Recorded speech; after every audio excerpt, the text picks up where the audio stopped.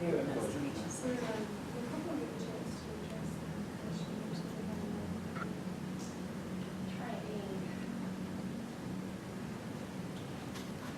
Jerry. But it's kinda hard kind to- of been the through line. Okay. And then I'm the mom of two new kids. put it on. You can watch it later. Yeah. Okay, great. I've had them a month.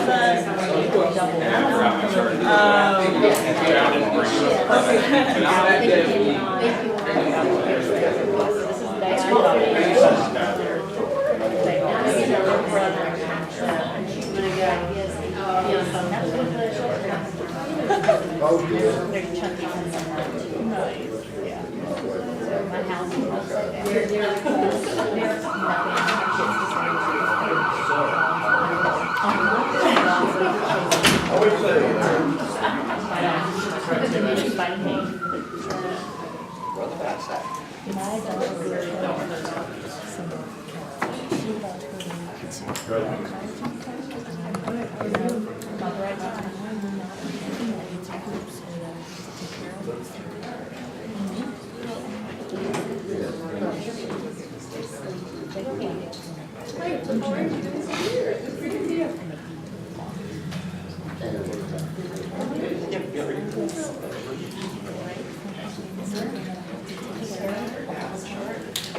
All right.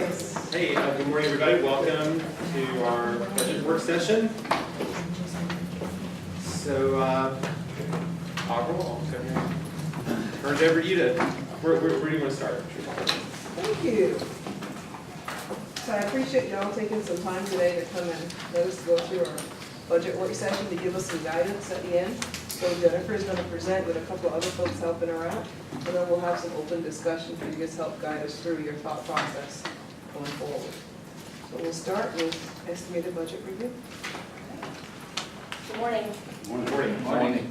If I may actually just take a moment to review the agenda. So first we will do a review. Alan's going to provide us a review of fiscal year 2018 estimated fund balance. It's noted as estimated because we are awaiting a final conclusion of the fiscal year 2018 audit. So an estimate, as we approach the end of fiscal year 2019 and you all are making decisions for the adoption of our fiscal year 2020 budget, it's important for us to review available fund balance. So Don's going to present the projected fiscal year 2018, and then both he and I will review the quarterly financial report to forecast how we will potentially end fiscal year 2019. Items that we would like to spend additional time with you on today are living wage, fiscal year 2020 recommended capital plan, and information technology requests, as they are items included in a recommended fiscal year 2020 second pass budget. Just Economic staff has sent information to you all in advance of today's meeting. I believe the plan was they were going to be present for any questions or discussions related to the topic. Following a living wage proposal, Matt Evans with budget will review the recommended capital and IT requests. We'll do a quick review, kind of a recap of where we were with first pass revenues and expenditures in early April. And we'll follow with the fiscal year 2020 second pass budget scenario, detailing information as to what changes we've been able to make to work towards a decrease in the variance between revenues and expenditures. And we will additionally talk about the second pass budget, noting what is included. And in here, Jennifer, we're going to give them a break to take some time for lunch, right around 12:30 or so. Great. All right. So let's see where we go.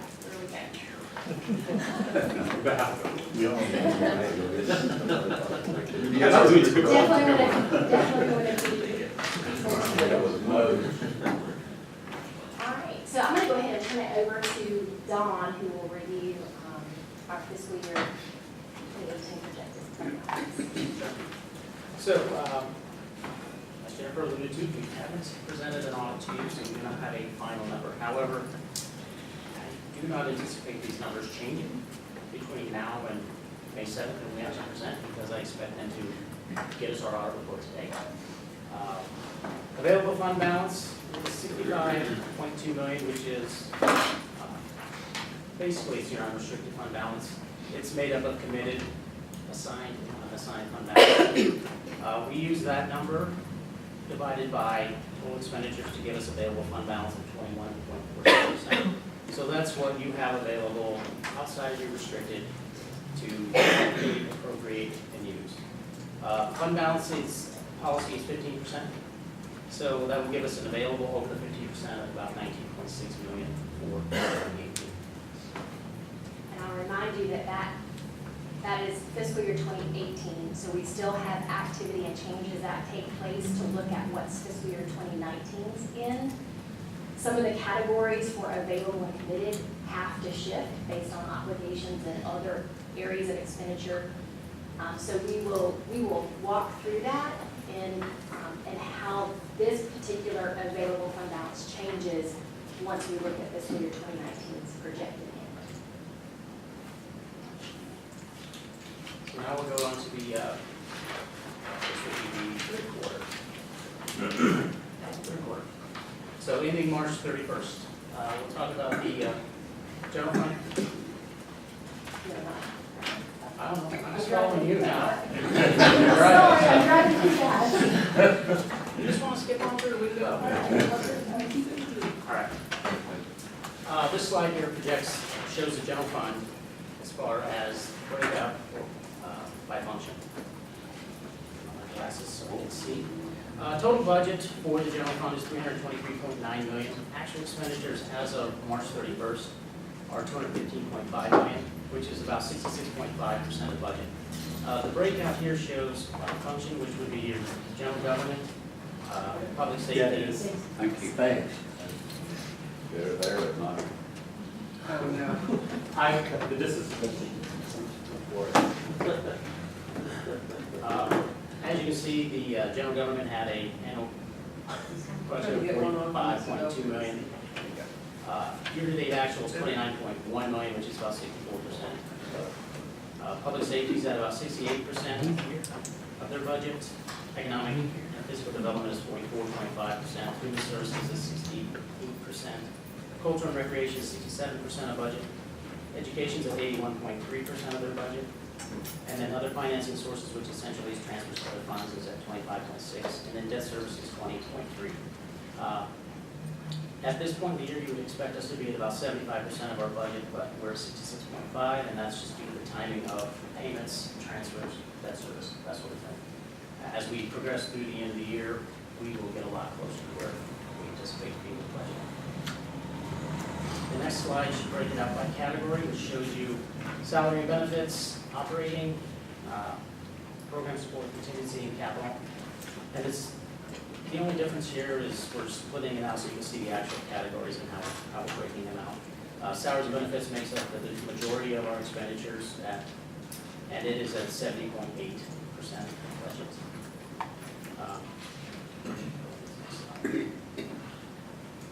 And then this is solid waste, which is our major fund as far as our enterprise. It's broken out by category. We didn't show it by function, as I told you at the last one. It only has basically one function, which is an enterprise.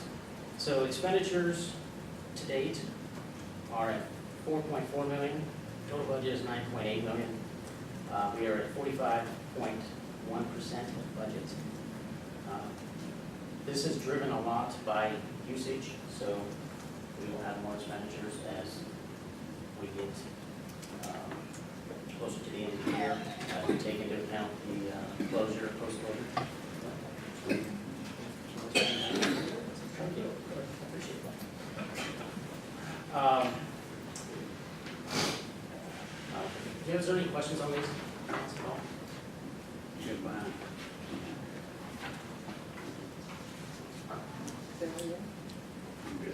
We good. In the quarterly report that you all received, there's obviously more detail and more information. And if you have any questions about that, when you go through it, review it, just let me know. I'll turn it over to Jennifer. She's going to talk about the projections piece. So just a reminder reminder that projections are based on actuals through March 31st. Overall revenues and expenditures are projected to remain within the current budget. Our total projected revenues are $315,438,438. For each revenue by type, we anticipate to receive all or more than budgeted, with the exception of our internal transfer revenue, which I'll speak about for reasons that's a lie. The ad valorem is projected at just slightly over the 100%. A lot of that has to do with our receipt of prior year revenues, prior year property tax revenues. Sales tax is projected at 103% based on current trends. Permits and fees, as well as sales and services, are projected to receive more than their current budget. And this is related to upward trends for permitting volume, as well as detention center revenue for federal inmates, and some rental income. And those percentages are 117 and 225%. So we'll talk, I'll give you some more information. To review in more detail the categories of other taxes and licenses and the combination category that includes miscellaneous revenue and interest, I wanted to outline some of the key contributors to why those budgets are that much percent over 100%. Can we go back to the previous slide for just 1 second? Yeah. I just want to make sure I'm interpreting this correctly. So the budget that we forecasted we would bring in $315 million in revenue, but we now believe we're going to bring in $323 million. No, so our amended budget, so the amended revenue budget is $323 million, and we're projected to bring in $315 million. So we're going to bring in $8 million less. Then the amended budget, yes. So if you'll remember, when we started out with the adopted budget, we had about an $8.7 or $8.8 million appropriation. As activity occurs throughout the fiscal year, the appropriation of the fund balance increases. And so simultaneously, your revenue and your expenditure budgets also increase.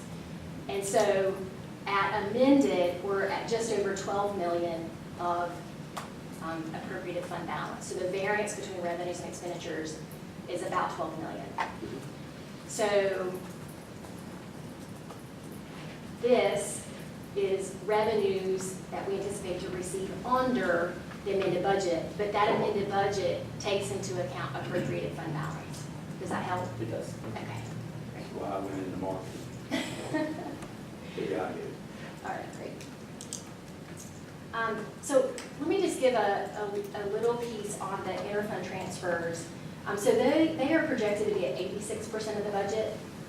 As the budget plan included a planned transfer from the insurance fund. So in fiscal year 2019, one of the means to balance the budget was a $1.5 million anticipated transfer. In the projection, we are not including that. We are indicating that we most likely will not need that transfer. So you'll see that the anticipated revenue is down because we're not planning to receive that transfer into the general fund.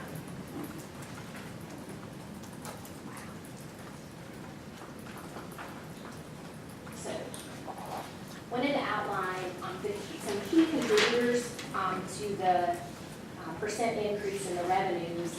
And a lot of this has to do with one-time revenues. You can see the one-time settlement recovery dollars of $750,000 from the Green settlement, $189,000 for Creighton settlement, $171,241 for Stone settlement. Additionally, see that there's a one-time excise tax revenue as a result of the sale of Memorial Mission Hospital. It's reported and contributes to the increased percent in other taxes and licenses. It's important to note that while the revenue is recorded at the full $1.26 million, the county share is approximately $646.32.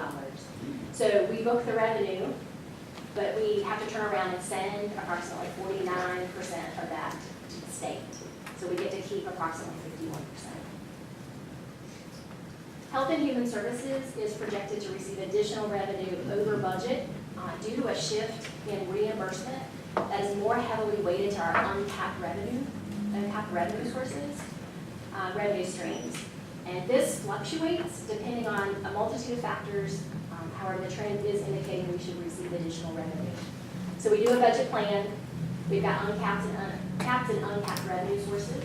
But depending on the number of vacancies that you may have in a child welfare area where there's a lot of capped revenue streams, it shifts your allocation heavier to Medicaid where we have uncapped revenue streams.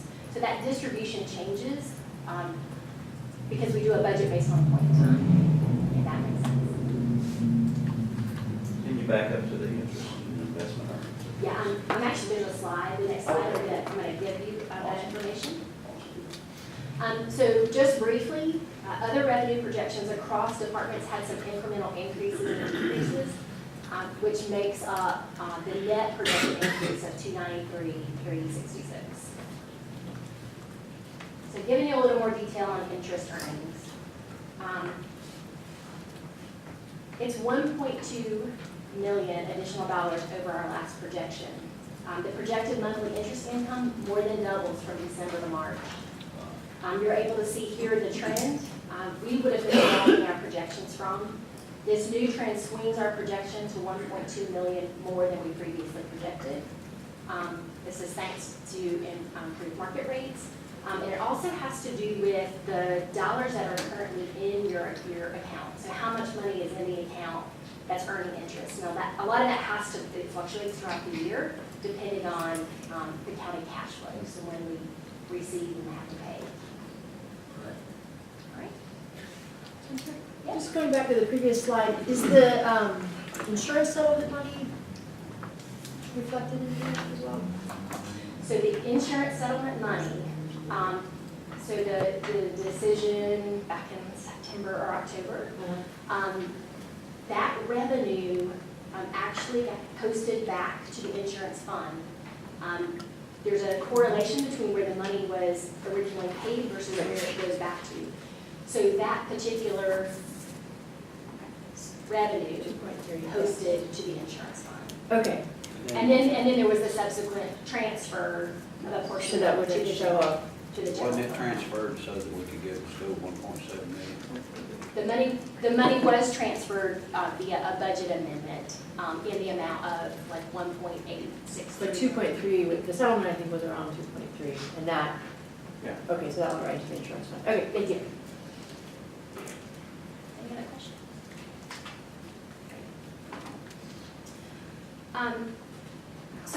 So the amount of revenue that contributes to the improved financial outlook since our last financial report totals $4.5 million and is largely one-time revenues, as we outlined.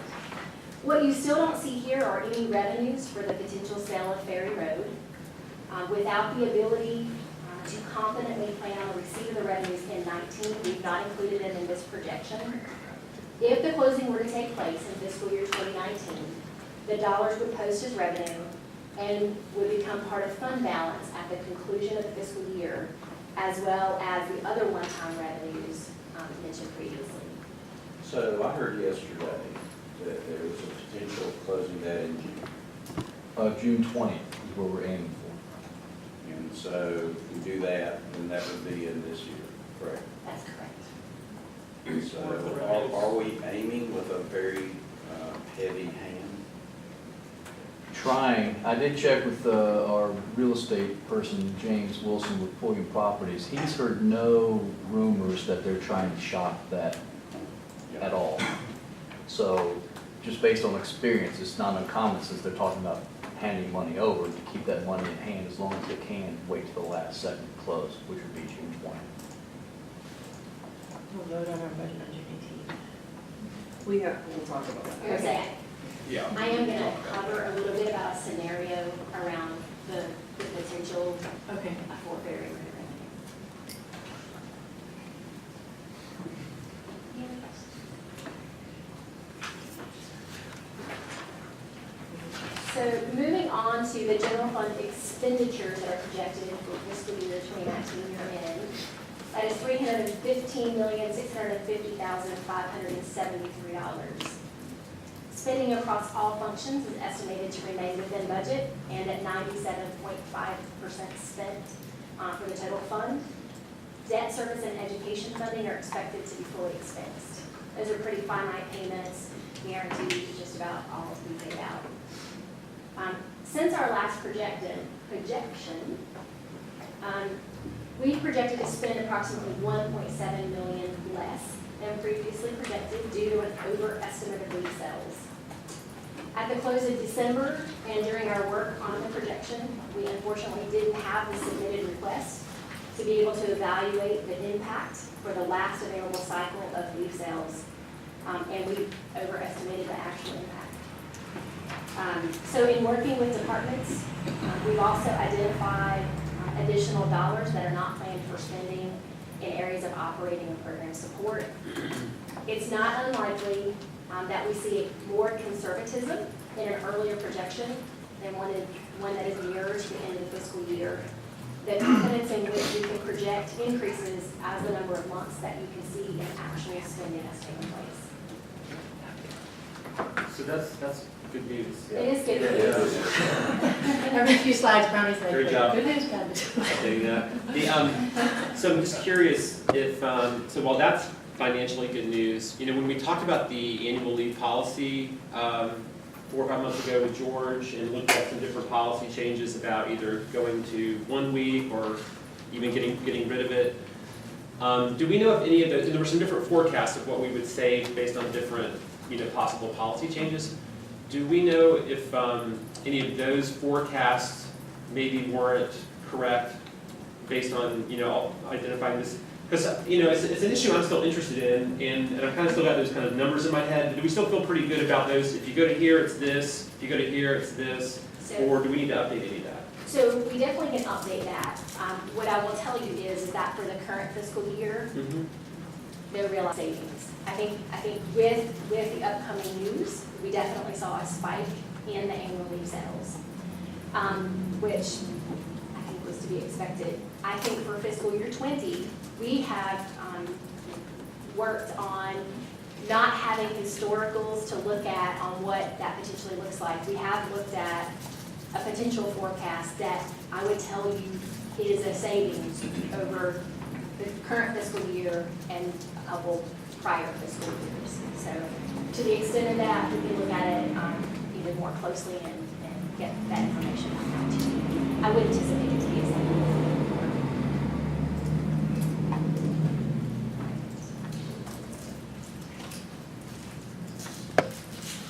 So just to kind of give us a summary, as a result of the revenue and expenditure notations from the previous slides, the projected use of fund balance at this current time is $212,135. So you can see we were just about at the equal projected revenues and projected expenditures. Well done. And subject to change, but we absolutely will continue to report out as we continue to monitor. But this is not counting, still waiting for the schools and everything to come in and this stuff. And this is your current fiscal year. So for fiscal year 20, absolutely, they're due to provide information to you on May 7th. But they're going to spend everything we appropriate for them. Well, we don't get anything back from them. They don't return Yeah, but anything. their spending will be like exactly at what was. Yeah, we're going to reprogram that we would send everything that you budgeted to them. This is just getting you a snapshot of where we expect to be at June 30 before we go into looking at July into next year. This is just getting you to where we are today. Good job. So this is the outlook of where we hope to end fiscal year 19. And so before we move on to the next topics on our agenda, are there any other items on the projections that you have questions on? I just always appreciate hearing y'all sort of, editorialize a bit. Last year, as we went through the budget cycle, I think some new approaches were tried, things like the contingency fund, And just any, if y'all feel prepared to share any kind of lessons learned at this point in the game as we're thinking ahead, or if not today, I'd love to hear that later. Yeah, I'll speak to the projection process. I think I mentioned this when we gave our very initial financial report. It's a new, not necessarily, it is new methodology. It's new. So I'm anxious to get through the end of this fiscal year. Let's look to see how we truly compare to how we're projecting. And then take that information as an opportunity to see how that can inform our next budget planning cycle. So that's one piece for me. I don't know if there's anything particular for Dawn. For me, I basically take what we do and just report back. I don't play with the numbers. They are what they are. That's why. No. Getting those numbers out of our system presents different challenges, but we have created a bunch of reports and we're able to do that now. So, Is this the workday? yeah. And is that, do you think that's sort of being the first year of full implementation of that? Okay. Yeah. Not knowing what reports they had and then customizing reports so that we can get the information in a format without having to create 15 reports and putting it into a spreadsheet. So we've gotten to that point, which is also going to help us a lot when we move to the next audit cycle Yeah. in the next month. We hope. And this marathon started. So, and just so I'm clear, so we were forecasting $5.5 million of fund balance expended. We think we're gonna land around $212,000 expended. Yes, yes, usage. So, Yeah. yes. So it'd be 212, our fund balance would be $212,000 less than when we started this year. Your available fund balance, yes. So, question for Ogwell. So, I'm just curious, this is the only county any of us have ever, worked on. So, we have this pattern of, we always forecast we're gonna use fund balance, right? And it's usually a pretty big number, $5–10 million is not uncommon. And then, over all these years, we almost always end up spending very little of it. And it's, which is good, like we're all happy to be hearing this news that once again, that has happened, yay. But it's also kind of perplexing from a budget planning standpoint, right? Because it's kind of like every time we forecast it, it's like, well, we know that we're not really going to spend it, but we have to take the fact that it's forecasted that we are seriously, right? We have to believe that that's actually kind of, so I don't know, just from your perspective, working in other cities and counties, is that dynamic of forecasting use of fund balance, but then oftentimes utilizing a lot less of it, is that really normal or common, or are we different a little bit in terms of that pattern? So the difference for me is that we use fund balance here to fund operations in our budget process, and then we don't use it because we get to manage operations to make sure that we don't do that. So what I'm telling staff to do next year, Jennifer spoke to this, we really don't have a historical to look at because we weren't sure what was going on prior to last year. Last year really the first look that we did a really true budget process. So for next year for us, we need to look and see what is truly the spend rate. We haven't looked at that before. When you look at each department and see what it is that they're really spending, what they have capacity to spend, they might think they can get it done, but they really can't get it done in this 12-month period. So we need to look and see what is their capacity to get it done out of, and then align that with what our true ask needs to be. So I think this 20 that you'll see is going to be another of the same. We have a huge allocation of fund balance. Yeah. But our goal is to have fund balance, which is a one-time revenue, to pay for one-time expenses. That should be paying for your capital and your one-time projects, not for operations. So for next year, 20 and 21, our job is to align that budget better so you wouldn't have these big swings in fund balance at the end of the year. And you'll see that again this year because we don't have that history built to see truly what the spend rate is. And do you think let's say over the next couple of budget cycles, we might get into more of a dynamic where when we forecast fund balance usage, if we are in a particular budget cycle, that it'll be, kind of much more dialed in, like the deviation from forecasted to actual will end up being a lot narrower than what we've sort of traditionally seen? That's our goal. The only difference that we can't control is what our economy is going to grow. And Sure. you guys are growing tremendously. we have a program of 6%, and I think that may be a little low on our fund, on our sales tax, because we are seeing more and more growth in our economy. That's the only part that we can't really dial in on, is what that natural growth is gonna look like. Or if it's gonna stay. Yes. I'm excited to have those conversations, and in doing so, would love to revisit a topic we began talking about with Tim Flora about 18 months ago, which we sort of looked at the top 10 counties and how they approach fund balance. And I don't remember the rankings, but I remember Buncombe was, We were Yeah. actually, no, we were really Below. low. We were Yeah. really low compared to Mecklenburg, Yeah. Wake, and the other counties. We were keeping and very little. it started, I think, sort of an interesting, partly philosophical, but partly very practical process of saying, how should we be thinking about sort of how we're managing fund balance? So I'd like to revisit that piece of it in addition to sort of looking at specifically allocating towards one-time costs and try to dial in. I think the conversation just kind of got lost as others just came up. And I think it's not how much to use, because I know Mecklenburg fund balance is in 100 million, so they have a lot to use. For me, it's the philosophy and the policy choices that we make around fund balance. Yeah, and that's where we kind of we got like one step into that conversation, I think, and I'd love to revisit it. Yeah, but even like as a percentage, we were Right. keeping a lot lower percentage than these bigger counties. Oh, yes. And it made me wonder if we were just like studying apples to apples, because like, why were these other counties keeping so much, like what seemed like such a huge amount of money? There must be something going on that we're not. So Don will tell you, when I asked what our fund balance thoughts, he told me 15%. He said, why so low? Yeah. That was my reaction when I first heard we have a 15% fund balance. And so I want to look at it also from a AAA, because I want to make sure that we are in the same league. When we're talking about double AAA counties, what is they're looking at as a percent? I truly think 15% is extremely low for a county your size to keep fund balance. So that's on our list as well to look. So I'm glad you brought that up. So that's, Don and I talked about that. He also thought it was rather low when he got here as well. Well, that's helpful to hear you both had Yes. that assessment initially. Yeah. But is that dollar amount low? I mean, as we grow on the top line, you know, and your percentages here, then that. You need to look at it as a percentage of expenditure. Basically, it's how long we fund operations if Right. everything stops. Right. So, you can't just say, what, you know, have a target dollar, and we have to work a percentage of what's produced and what makes us have our lives feel better. At night, we can sleep knowing that we don't have to stress it out. But we would look at that options and bring that back to you, because that's a conversation we need to have as far as what is our fund balance policy. Do we need a range, or we need a floor? Do you see them? What does that look like? So we've talked about that as something that we want to bring forward in the spring after we get through our budget process and get through our audit.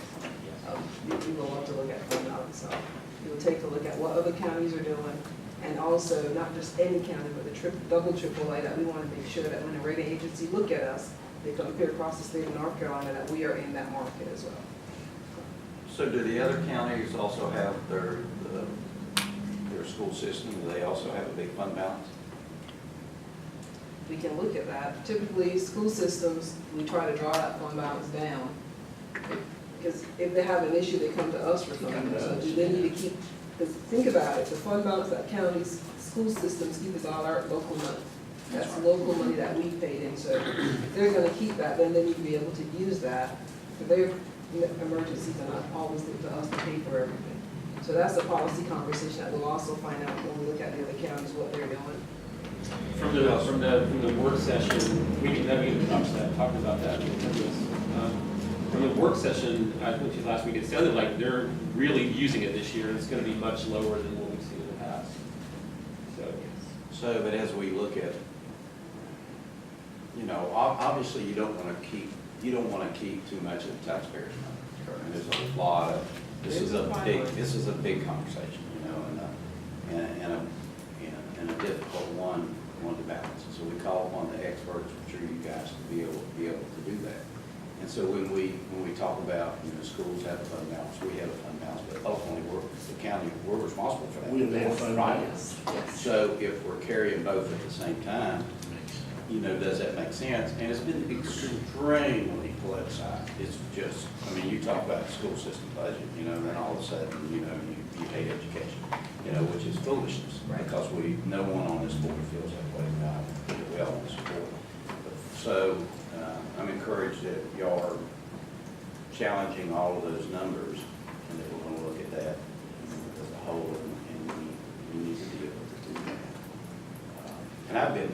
first year. First year, I didn't have a clue what,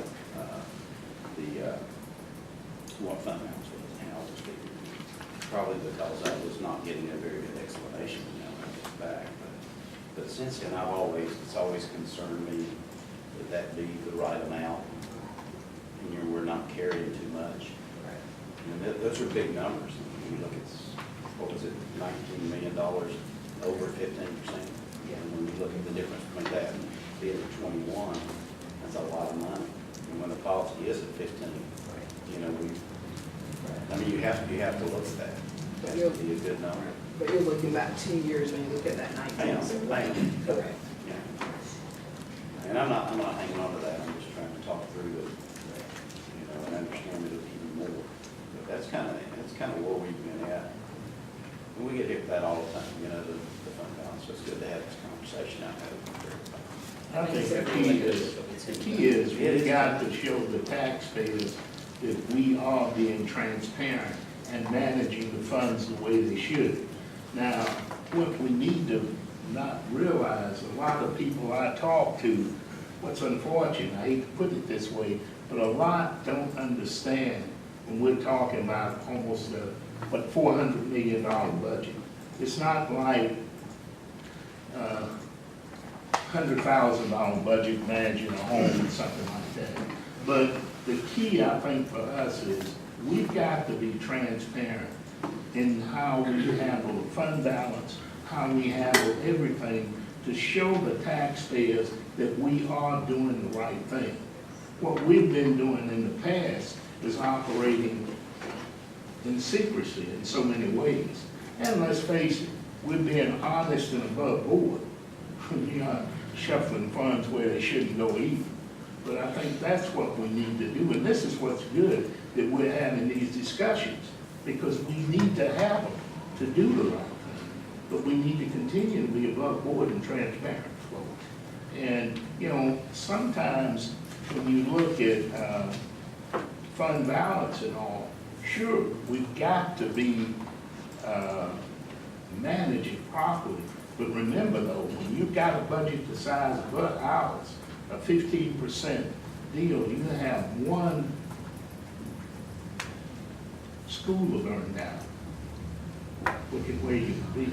You know, you've got to think about that. You know, everybody's looking, saying no, but you don't know that. You know, we've got to look at that. We've got to prepare for disasters too, to do it right. And beyond that, one thing we'll look at to help guide our fund balances are cash flow. Yeah. We get the majority of our money in 2 weeks in December, a week in January, but we have to fund it for the rest of the year prior to that. So cash flow and how we manage that and money management is huge. So that's a conversation that we'll have at a spring conversation, so we'll have a plan for next year. And we'll have an opportunity a little later also to talk through some more fund balance conversations, so. So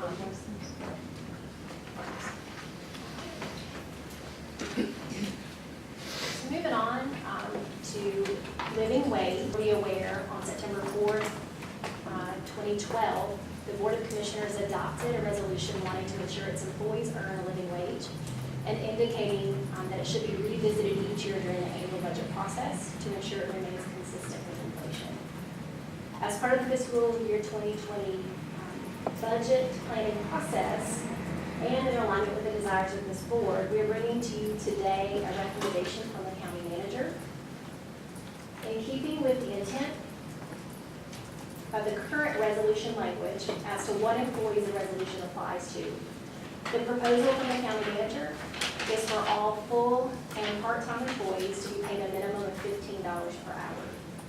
These are employees that depend on unemployment in their position as their primary source of means to meet their needs. This additionally aligns with state proposed minimums in conjunction with some of other jurisdictions in North Carolina. The dollar amount in the resolution established in 2012 was $11.35 per hour for an employee with benefits and $9.85 per hour without health insurance. Or I got that reverse on it, $11.35 and $9.85. In recent planning, the fiscal year 2019 adopted budget followed the September 4th, 2012 resolution to ensure all regular employees were paid at the rate established in the resolution.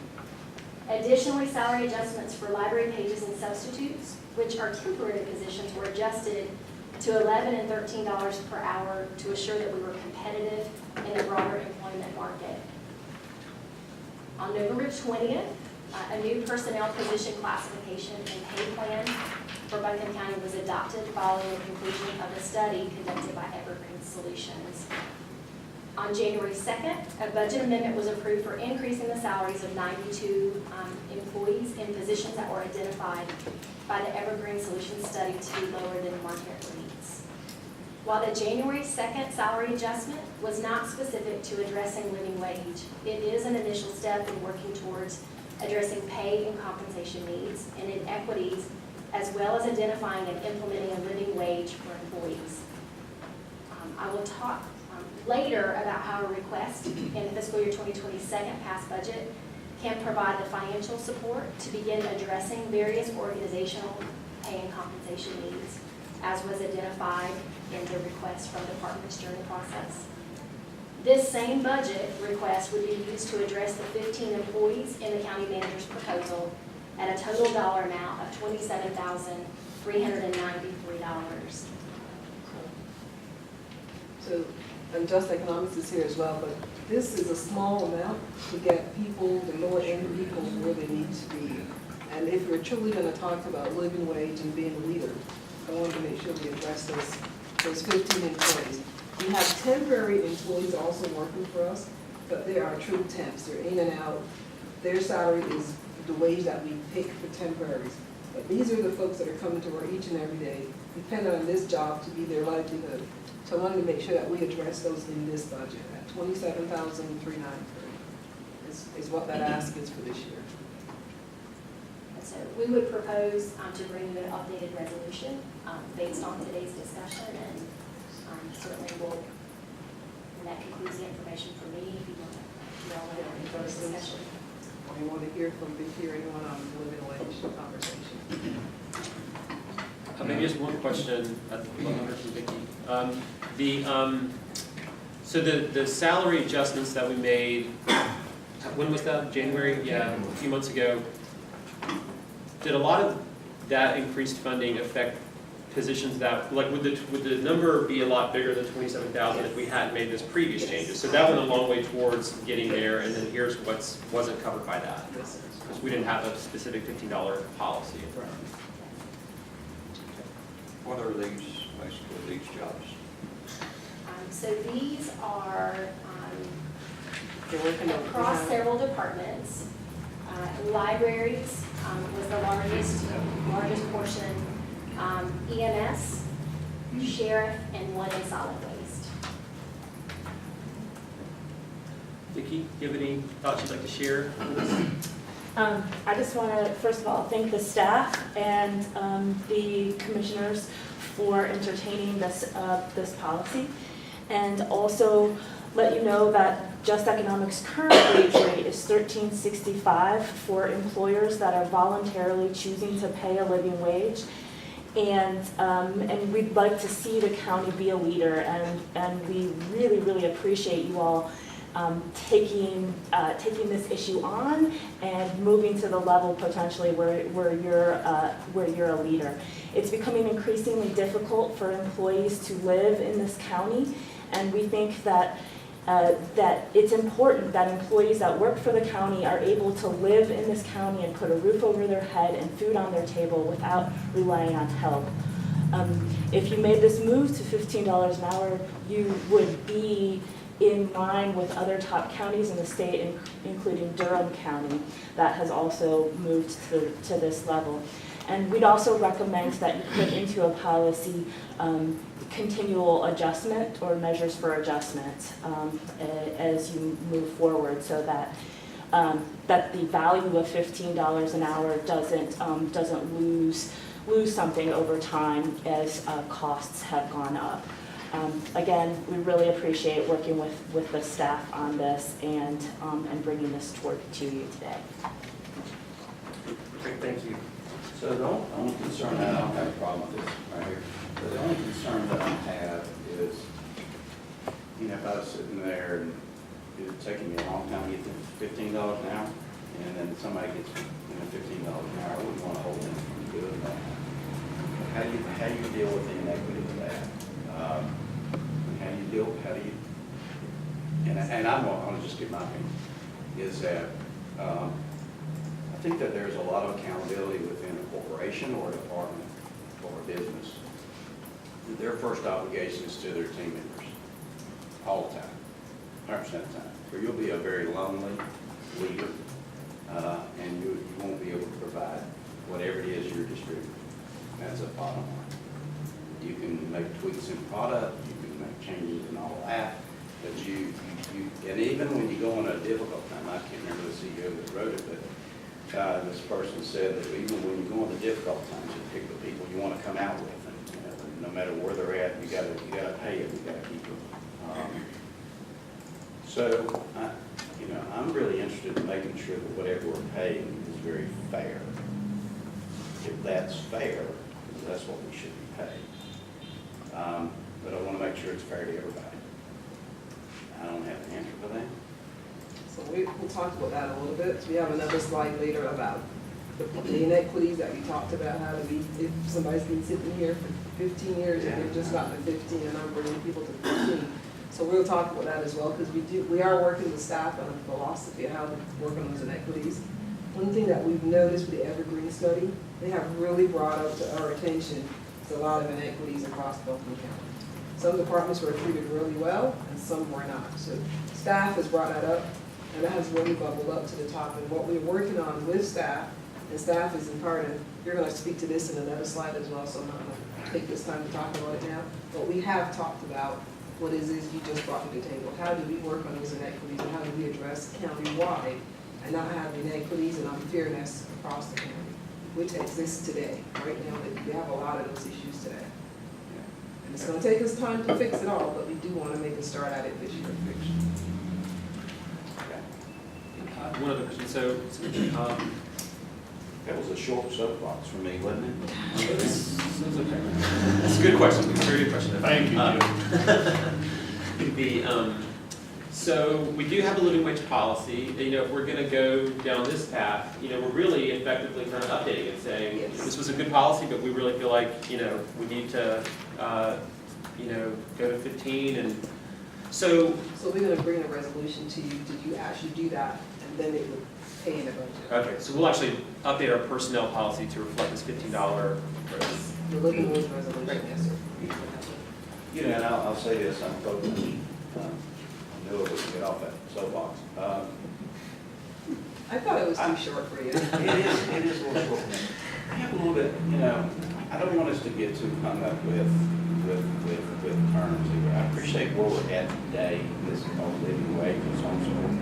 But, we should have a fairness policy within Buncombe County that drives all of this. And it should be cultural, and that's the challenge with leadership, is that as the culture moves through, everything changes. Everybody's treated fairly, doesn't matter where you land. We're gonna compare that position with these positions and make sure that it's fair. It's not gonna be driven by national policy, it's not gonna be driven by buzzwords. That it's a fair, no reflection on, those that, work on that and try to, do the math on that. You're preaching to the choir, so thank you for that. You're welcome. And I'll just move on. Thank you for that. I agree with you 100%.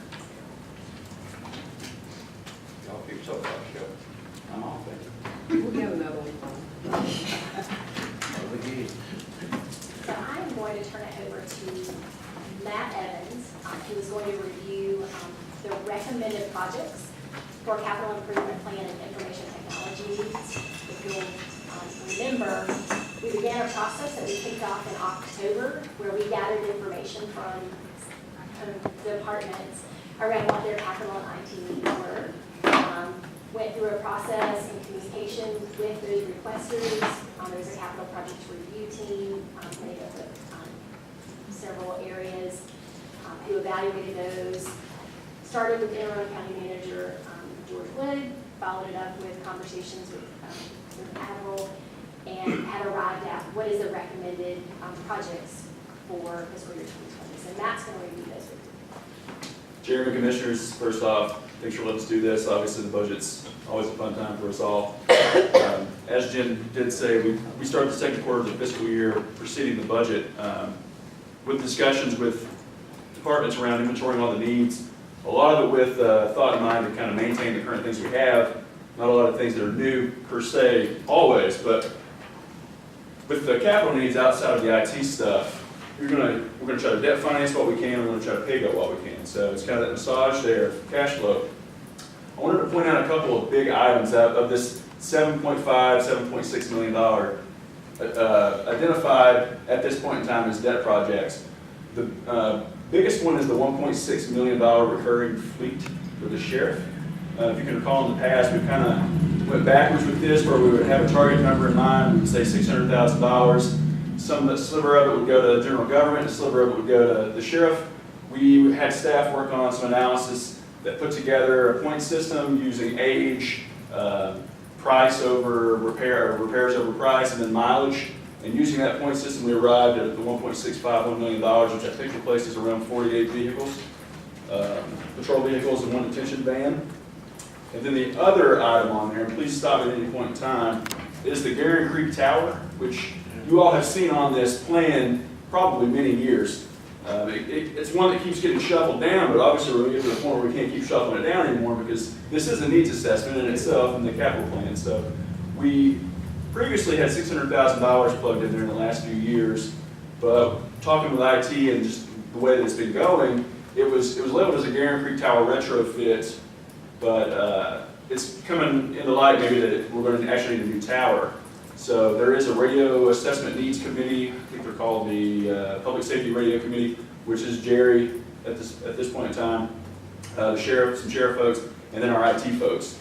So 2 projects, this Gary Creek Tower retrofit in FY20, and then there was a VHF project, and this all goes with dispatching, public safety, et cetera, et cetera, et cetera. They've prioritized this Gary Creek Tower as, hey, we have a public safety need out in this patch of land, what are we going to do about it? So the $1 million reflects potential acquisition of land for us to put a tower on. There were talks at some point of maybe, hey, I know someone that has some land we can put some a tower on. So just keep that in mind, $1 million is a placeholder. It's essentially it just boils down to there's a public safety concern out there. So Where did the 1.6 come from? the 1.6 is based on a point system. I think it's just the replacement cost for the vehicles, which is 40, John's 50, I think with upfitting, 40,000. 40,000, and then take another $10,000. Is that what was requested when the sheriff came to meet with us? The sheriff We actually had requested a higher. higher request. More than 48? Yes. Yes, but we did find when we did our own assessment that there was a heavy need, Yes. and we currently have in the CIP plugged in at $1.6 million going forward for the next 5 years.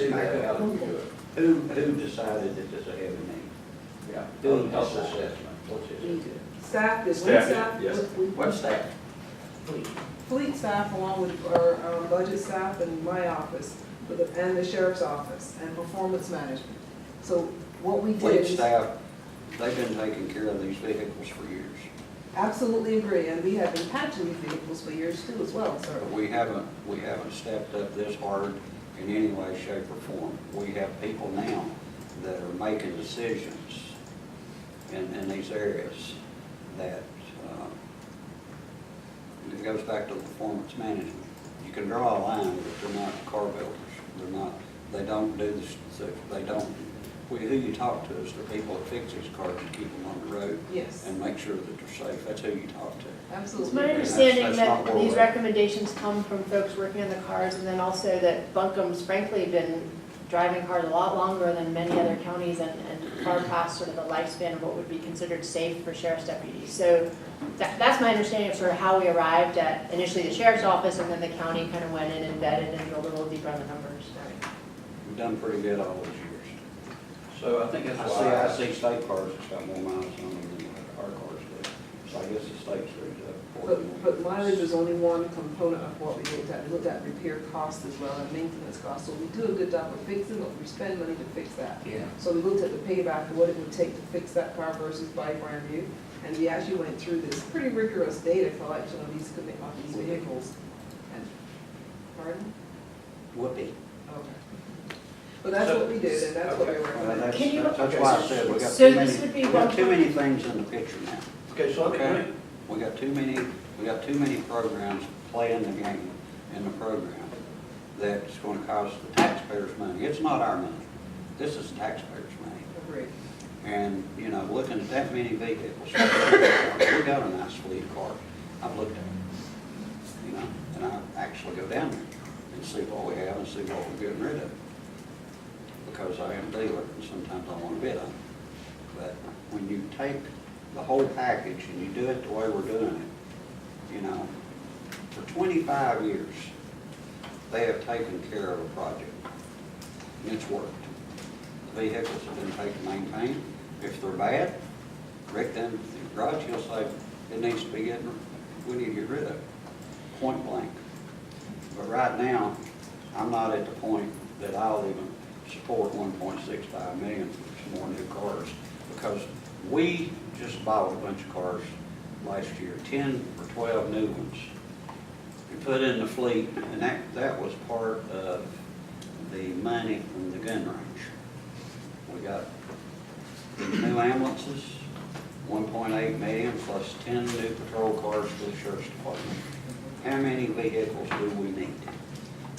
That needs These are to not be, new, these are replacing some new, but we will go back and double check with Rick and make sure that we are all on the same page. But we've done that work, and this is our recommendation, but as you know, the the commissioners. recommendation is basically coming from the 4-4. And I know that, and other people know it too. So I'm not. Coming from where? I am, Sorry, I didn't I am hear. for the safety, I am for the safety of the people. Would it be And I'm helpful for safety us? of the sheriffs, and why are we spending money on stuff that we don't need to at the time? I think I'll it may be get off my helpful box. for us to understand the point system Sure. and how that was determined, so Absolutely. that we can understand where you came from. At the end of the day, this is about the safety of those driving our Well, patrol does it share cars. that point system today, or you want us? It does not matter to me if I see it today or tomorrow. You can But email as we us move to forward see. in this process, having an idea of how that came about would be helpful. Is this also one of those areas that you mentioned that may have experienced some inequities over the years? And this is a way to address some of those inequities? I think they were definitely underfunded. Okay. You know, we always thought about, we thought about this last. We were gonna say, you know, we all knew who was here before, we know how the budget was ran, we had a plug number, that's what it was, do what you need. It doesn't need to be a lead with money, it needs to be a lead with need. Pulling the data out, I will say it wasn't in a vacuum, so they did work with the folks at the county garage and other folks. There's a really good report that they put together that perhaps we could share. Yes. It does have the 3 factors of the point system in there. It has a breakdown of all the different vehicles in there, et cetera, et cetera. Let me ask you a question. We're not talking about new vehicles, we're No, talking sir, about this is- replacement. Yes, sir. Yeah. Yeah. That's new vehicles. What do you mean we're not? Well, it's new vehicles. Not adding. We're replacing. We're not adding any vehicles. Additional We're vehicles. just Yeah, right, replacing the right. vehicles we have.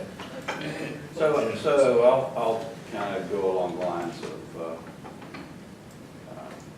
Amanda's point. This is not a, since we've got a lot of conversation about this, it's not a bad one to have a slide or have something later that you can pull out, explain to us how it happened, you know, make sure that, you know, and what you just said is that the way it's been done in the past doesn't need to be the way it's done in the future. Doesn't mean we're always going to, you know, all of a sudden we got a new sheriff, now we're spending 1.6 million. I don't, no. We don't ever want to do it that way, and so we don't ever want to proceed to be done that way. And so if we've got to get the slide and get information, maybe we can get more detail on that, it might be helpful. Doesn't mean, you know, if we're on a certain position, we're going to move, but wouldn't hurt to have, you know, a lot more information on that. Yeah, That's a lot of money. It is, and right now, we're just looking at this one data point in terms of the cost of replacing vehicles, but we're not looking at the maintenance costs, we're not looking at if we choose to set, if we choose to run vehicles into the ground, they have no value left. But if they're, different choices about how often we replace them affect maintenance, affect the resale value, which helps us provide money to buy new vehicles. So we need to look at all that, obviously, with an eye towards what's the most, financially intelligent approach for us to take while keeping safe, obviously safe vehicles out there. So I think that's what we're all interested in. So I think we'd all love to see the thought that's been put into it. We'll go through that, because we also looked at different categories, if it's a patrol vehicle versus a civilian, or we wanted to make sure that we're treating them differently. So we'll make sure we get that detail for you and send that out. And Jim just mentioned maybe we can pull that up over lunchtime, you can find the slides and put it up on the slide, so we'll try to do that. I will say one more thing. This is pride to take in. From the staff level, from where I am, we're a very data-rich organization, and we leverage our data very well. I'd like to think so. And with this particular policy, it wasn't bad that we had before. It was just data that needed to be revised, and this was the opportunity for us to do that when the sheriff comes and asks. We go, well, what do we need? And I'll be honest, I'll go in naive and say they don't need that. And then you actually look at the data and you're like, oh, wow, they actually do need, there is a need there. So I'll close on that one. But the rest of the stuff on the debt projects is just kind of keeping up. Just keeping up with everything. Interchange building has a lot of window repairs, some exterior painting. The theme going down here is you're going to be seeing window repairs, which are very expensive. I didn't know that until this. And then painting jobs, and we've got some parking lot stuff in there where we have a plethora of parking lots that need to be repaved and lined. If there's anyone in particular you guys see you want to talk about, it certainly can. And I'd just like to see that we're investing in some more money in our parks, making them safer and, more appealing to folks to come out and use them. So, just like to see that. And more will pop up on this next slide too, on this PayGo project. So the biggest item on this PayGo project is the facility assessment. We determined there's a need. Obviously, we have a lot of management change, which is the perfect time to do this as well. But the $900,000 you see there for the facility assessment for the county-owned buildings, Mr. Wood was very in favor of this. Ab was very in favor of this. We see it work with AV Tech, right? So we see capital plan maintenance. We set them forth. We see it working. However, on our end, I think we have like 2 million square feet of building at this point after the human services complex. It's really time to go in there and get us on a plan. So $900,000 was the quote. There was a low and high end per square foot. If you take our square footage and multiply by the quote we got from the architects, that's what that comes out to. So it's not too bad of a plug number there. That's just an assessment. It's just an assessment. But you're thinking all county buildings, like all, we've got a lot. Well, we got a lot of buildings. I'm sure that we've got our own. And that's first one, comprehensive building maintenance, management, energy efficiency. Yes. That's looking at everything a building might need to have assessed. That's studying more And than then give us that study so we can have a replacement plan, our repair and maintenance plan going forward, similar to what we did at Avon as well. It's funny when you do these capital plans, the need is always great. Everyone's need is the greatest, right? So something like this would help drive this capital process as well. We can kind of see like where we're going to be at. That was 45 cents per square foot was what we were quoting. That's the high end stuff. How much? 45 cents a square foot. And looking further down on that list, would the detention facility needs assessment be different than that process because it would also sort of be looking at Detention specific. specific, so it wouldn't just be looking at sort of the physical state of the building, it would be looking at the broader set of questions. And we had a very large number plugged in there, obviously, because that's what it's going to be. And when we were drafting this with Jim and Mr. Wood at the time, we decided that the needs assessment would definitely need to take place before we even thought about it. Right? So, And that's a process that would sort of map out every possible way we could move forward in thinking about detention in the county. Is that? That's what our ask is going to be. Okay. If there's a way that we can maximize what we have, but this was, the first target Yeah. that we had was just maintaining the facility. And we want to broaden that RFP when we put it out and see what we can get as well. Okay. Space as well. Okay. I will point out elections complex on the top there. We have a $350,000 also plugged in there for a facility needs assessment. Only for the fact that it was requested from the elections folks that it was like $3.5 million. They came in and they said, hey, we need a building. We are scattered all across the organization, et cetera, et cetera. In our discussions and deliberations, perhaps there was a place where we could put a building, we could put more folks in the building with elections. That's plugged in right now. I can provide more information on that if you need it. Just note that we do have the elections complex facility needs assessment, the county buildings, and the detention center facility needs assessment. So that's to study other possible places to locate it, It would be to, or That's actually for work. architect fees, yeah, architect fees. on the existing building. Honestly, the 350 might be, That's the study. yeah. So in the conversation, it was our discussion around, Board of Elections brought a lot of needs. We are scattered between the storage and then the actual availability of training space, what that looked like. And then the conversation was, do we have any other opportunity in terms of other spaces, other locations, that it may make sense for co-location of other departments? So they came forward and then asked for basically a new building. But we wanted to holistically evaluate. But you're asking yourself, why is it $350,000 when 2 million square feet is $900,000? Correct. We don't know what this will be. It's in there as a plug. Original ask is $3.5 million. To just build a building. Yeah. Well, they got the one building that we do have now is the old gym down in Oxford. That's your new storage area now. Yeah, so she's scattered all over the place, and then she has Well, they training were- all over oh, as they well. were- Well, they were over at the Ford store on Belmar Avenue. We used that for a while. But the buildings they're in now, we gotta figure out how to do something because that building does not belong to us and it's costing us a fortune. Like $8,000 a month. And we're tied into a mess. So, my suggestion is not just $350,000, we gotta figure out how to get them out of that building. And that, in that process, and this went back through Ms. Green, okay, that Buncombe County were down there, our maintenance people were down there and done roofs and everything and done that building, and that they were supposed to pay us back. Well, right now, there's still $100-some thousand in the hole. So I looked at that contract, and they have paid us back based on what the contract says. Well, we had a contract that said it'll pay us so much, and they've done what they were supposed to be based on what we signed and what we said we would do. The last one I saw was just $200-some thousand worth of work, and it gives $50-some thousand back. That's all the contract asked us to pay back. They didn't ask us for the rest of it. And the contract also has a renewal period after 5 years. So at that 5-year period, we would try to see what we can do as far as getting out of there. So this comes into play with the elections contract, get us a space analysis and a study so we can prepare in that 5-year period when that contract comes You up, we can get know, out all of it. these studies, that's, we're talking millions of dollars. And are we smart enough to figure out that we need something without spending all that? Well, this is architect fees and not just a study, but architect fees to go ahead and look at an opportunity to move them out of the building you're talking about. When we're paying $8,000 a month, we can put that $8,000 into a facility that belongs to us that we can renovate and keep. So that's the goal behind the elections conversation. Are you thinking about going to Cox Avenue, trying to get everything over there?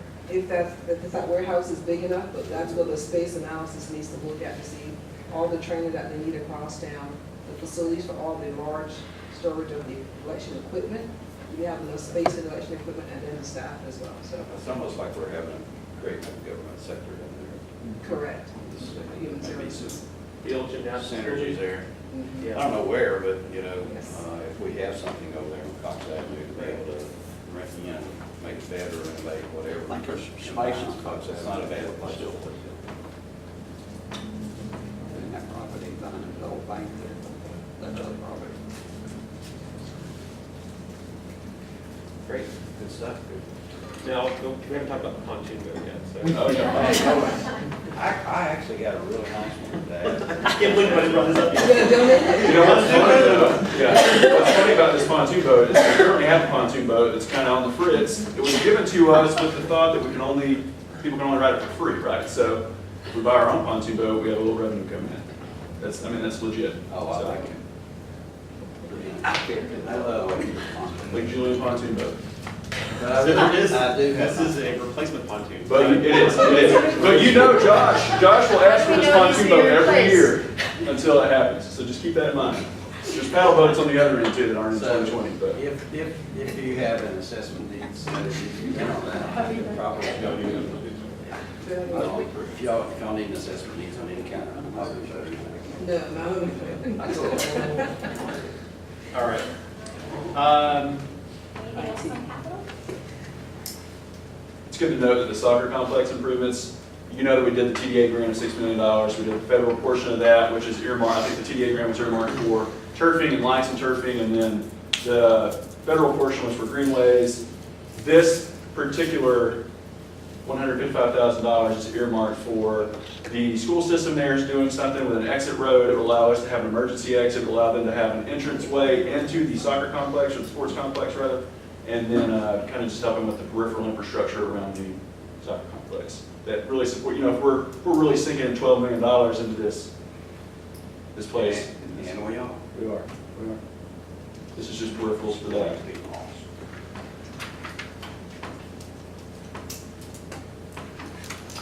Some of these amounts are small. Obviously, we rolled the IT stuff in the second quarter of the fiscal year before the budget year, just to kind of get a gauge on what we're going to need. We did land at a $479,400 figure, which is currently plugged into the scenario. Most of it's pretty self-explanatory. The permits, electronic plan review software is just to help kind of better our permitting infrastructure, software infrastructure. The detention center jail doors, they are not going to be compatible with Windows 10, so the county's still in 1998. We're not on Windows 10 yet. Getting there, that's going to go away. That's the same with a couple of the other items on the list. And then we're trying to do some Wi-Fi initiatives at Sports Park and at Owen Park. The library collection HQ is just a management software for his materials. We did net that in his operating. So the $31,000 you see there is, we basically just took money we already had and used that there. So What's the broadband? it's just connectivity, really, at the parks. They were thinking the sports park is going to be underground, so they're going to have to run some underground stuff there. So it's going to provide staff with internet, and it's going to provide the citizens with internet. There's currently no high-speed internet at those Connectivity. facilities. So you're probably picking up, probably doing charter too. There were a few different quotes. I think we just picked one. So, of those. let me tell you, the reason I said that is that,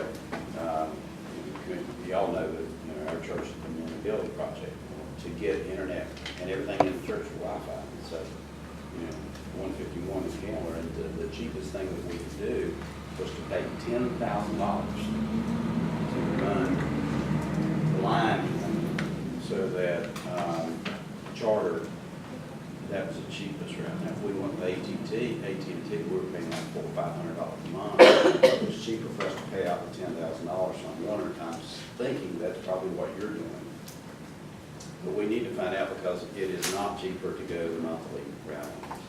Kathy had presented a few different Right. So this scenarios. is I'm sure y'all got it. Yeah, This is- this was the best one. That's a capital investment, so obviously that's what. the infrastructure. Could you say again, how will that be utilized? Like, who will that be So there are two buildings so for the sports park, there are two buildings, 28 back and 58 back, if that's how you say that. Jim, Well, yeah. I think a big part of that is currently, if we're taking money for services that we're providing, we have to go through a modem over the Wi-Fi, and it's very difficult to accept credit card payments, and sometimes we don't have connectivity through the phone, through Verizon. So, and also from a security perspective, we don't have any way right now to monitor those facilities from a camera. And so we're making very large investments on those facilities and don't have any way to really monitor them from a safety perspective as well. So this will allow us to have the technology both for the operations, like for selling passes or revenue generation, credit card payments, as well as to be for monitoring for security purposes. And also, part of the sports park was to be able to offer Wi-Fi for the community, to be able to have Wi-Fi on the park premises. And do you know how, will it extend into? I bet it'll go to the school. I bet they'll be able to pick it up at the school. Don't know that from. Outside, you'll be able to pick it up outside. She noted the speeds, but I don't know if she noted the range. We can definitely ask her. Range is you do add on close to one. I don't know the range that we have. And then the other, I'm sorry, the other items are Compers, just tax assessment software that makes it more visible for public review.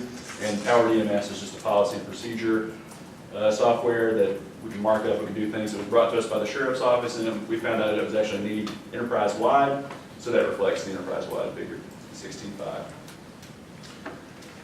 So just a little bit of a question on the broadband. So obviously we had a nice presentation from Land Sky about the community assessment they're doing. We've done the Sandy Bush project, which I think has been really, the community really values that. So I guess my question is like, have we looked at any other of our facilities where doing something similar might make sense? I mean, Sandy Bush kind of came from them, and we said, okay, let's give it a try, But have we kind of more proactively looked at like, okay, this is a really important need, and while it'd be great to have it in everyone's home, that's not realistic. So are there other places we can kind of make it available? So like going to McDonald's is not like people's only choice if you don't have it in your house, So we have not looked at other locations at this point. We were gonna partner with Land Sky and wait till that survey comes back and see the greatest need. This is for county operations that can help benefit the community right now. So this is a need for operations that could also help the community in these locations. Once the study comes back from Land Sky, we will get with them and see what is their greatest need and then see where we go from there. But we were gonna use that as our path. Sure. For the greatest need. And they're gonna complete that pretty soon. So I guess I'm just gonna say for myself, I'd definitely be, if there are some other places out there where a little bit of investment would produce some real community value, that's something I'm certainly open to do. Well, We can leverage. Because I'm thinking about, I mean, I know the Inc. Intermediate School is there beside the sports park, and I'm thinking of the people that, their kids go to Inc. Intermediate, they live way out in Candler, and they don't have Wi-Fi at home, and after school, they can take their kids over to Buncombe County Sports Park, and they can enjoy the outside, and they can do the homework. So, looking at the other, I mean, it's a really cool thing, looking at other parks, if they're close to a school, that might be a cool opportunity for people to be able to access the internet, and a very cheap way to do it. Well, I mean, I wonder if we could pause and just look at whether there's a way to leverage this to actually increase access. I mean, if we're already going to be investing $130,000 for county operational purposes solely, might we be able to invest a little bit more and create a wider net of access? Or I don't know if the question's been looked at through that lens yet, but I'd be interested in that if we're looking at this level of investment to see how many people we could help along the way. And Tim is working on broadband. And so do you have anything you want to add real quick? I would just chime in very quickly. So right now we're assessing kind of need throughout the county. When we started just a couple of weeks ago, we had 900 survey responses. We're already up to 1,800, so we've doubled that number. Great. It's going to tell us what we already know, which is People will- Josh. yeah. That's exactly. Everyone's real tickled that we do an online survey about that access Yeah, it's cheap. But in terms of actual what's happening next, so we'll have the survey results, and then in July we want to do a provider meeting.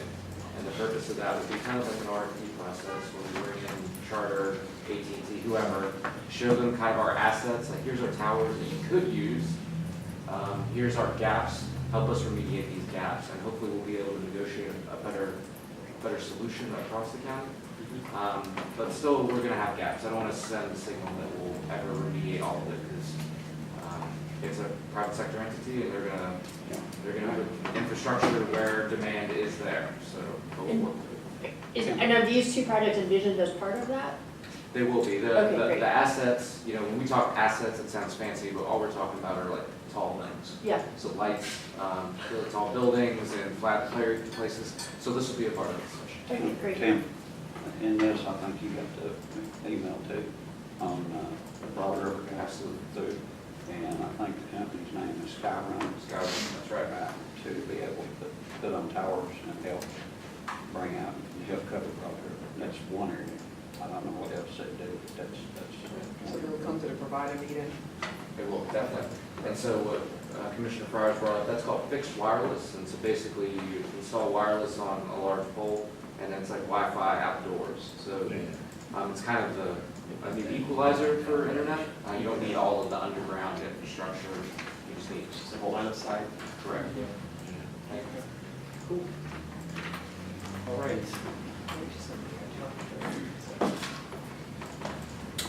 So we're thinking how we're gonna pay for this stuff, right? Good idea. Obviously debt financing, but with the debt financing, sounds like we're gonna structure it in a way where we would issue the debt at the later end of FY20, not have to make any debt payments until 2021. So, as you know, we make an interest payment in December, then we do a principal and interest payment in May of June of the next following months. And then the PAYGO stuff, we have identified an area of savings in the capital fund, the main county capital fund. Over the contingency account we have, there's a couple other contingency accounts, and then we have some unbudgeted revenues that we could budget. And essentially, way worse, we budget the revenue, and then we could just turn right back there and just say, hey, let's budget the expenditures as well. So that does free us up some room of that $1.6 million. We, through the assessment, we found out we only need $1.3 million. So that does leave, if you're looking at need versus what we have, there's still $253,000 left. And Jess, when I saw a puzzle, maybe puzzle kind of look. Oh, sometimes I just like that. So at the end of fiscal year 18, these are dollars that was part of a conversation around what is it that we have available still in savings. So this is $1.6 million that continues to remain available. So wanted to include this as the potential opportunity to only need to then put $1 million into your general fund budget, utilizing capital savings to help offset some of the PAYGO recommendations. So. Can I repeat back what I think you just said? Yes. So our debt service is dropping down due to that being retired of $1.6 million.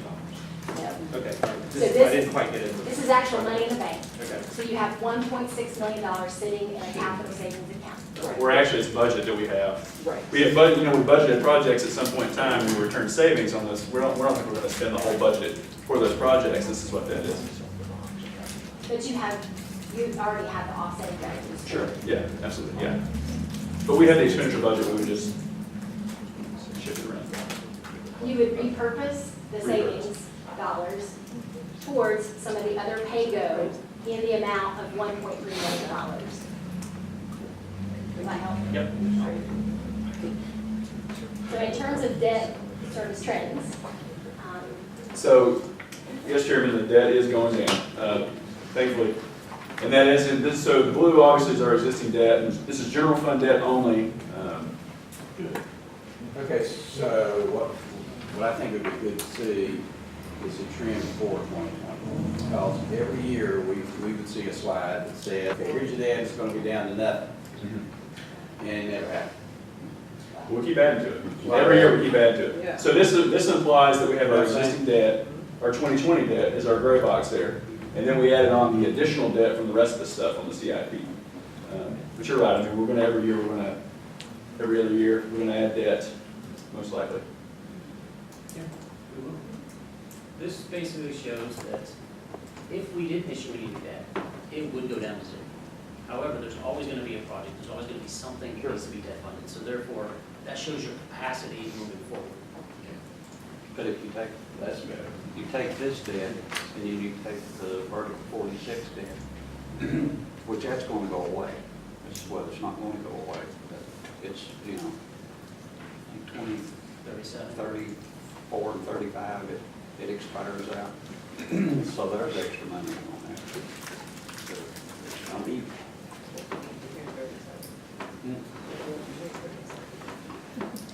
I won't be good. Somebody. so probably a good opportunity, 12:30. Yeah. You wanna If we bring- get to it 12:30, so. All right, if so we're- we won't move into the next topic until we return from break. And are we about on track where, Yes. time-wise, are we doing okay? So any conversations that, and questions you have so far, what you've seen so far? that you want us to, this is all been looking at the mayor so far. It's We a haven't good started. job, guys, it really is. And it's a lot clearer picture than I've had before, so. So we will bring back a fund balance policy this spring. So the amount that's dropping down from 20 to 21 is about $1.3 million. So debt services dropping off in terms of what we owe. So we actually did- 20.3 million to 19 million, so about 1.3 million if we didn't add anything new. That's 1.3 million from the previous slide. No. Different 1.3 million. Just kidding. This is any residual that we had that hasn't fallen off yet, essentially. And then it's just carried out through, it keeps going probably to 2040, but it's just, we really wanted to highlight the fact that yes, we have debt that's curing down. We will constantly add debt on top of it, so, but the thought isn't always. Right, but they're running at a slower rate. Yeah, absolutely. I do have one question. In terms of the debt issuance for, these various items, which goes from cars to facilities and stuff, do you bundle it all together and borrow the money for the same amount of time, or is it like the useful life of this asset is much longer than this asset, and so you just kind of bundle it together, or does it get that nuance? It really depends on where we can get the best deal and what we can do legally. So we rely on Davenport to provide us scenarios, and then we look for what is best for the county. Okay. you So have it's not necessarily strictly possibility tied. to have a shorter, Yeah. if you were just gonna finance vehicles, and you would do that over 5 to 7 years. Correct. You would want to pay for vehicles 20 years from now, we don't know. But if it's a bunch of other things, it might make sense to put some cars in there, You know, there's a lot of maintenance on buildings and stuff like that, we can bundle that all together. And we are in That package. When we model these, Chairman, when we do models for these, we do take those into consideration, like useful life of this asset is blank, useful life of that asset is blank, to kind of project out our debt service. The rolling stock, we're looking at 3 years max, that we can borrow money. All right, well, let's, when do we want to reconvene? The food gets here at 12:30, so let's give it till 1 o'clock maybe. 4 o'clock. In the meantime, we're gonna try to find the sheriff's vehicle presentation, so we can get that for you. I'll be seated Do with you have several people? That's a good spot. I do have one item I want to get precise. I understand. Rachel.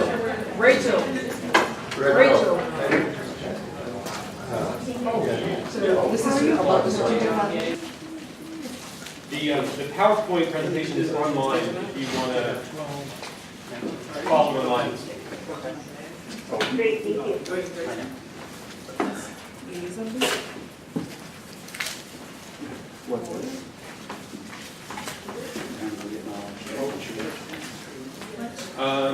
I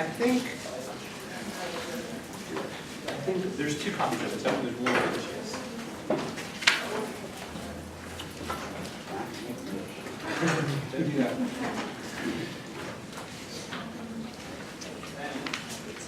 All right, I think we're ready. Let's go ahead and get started again.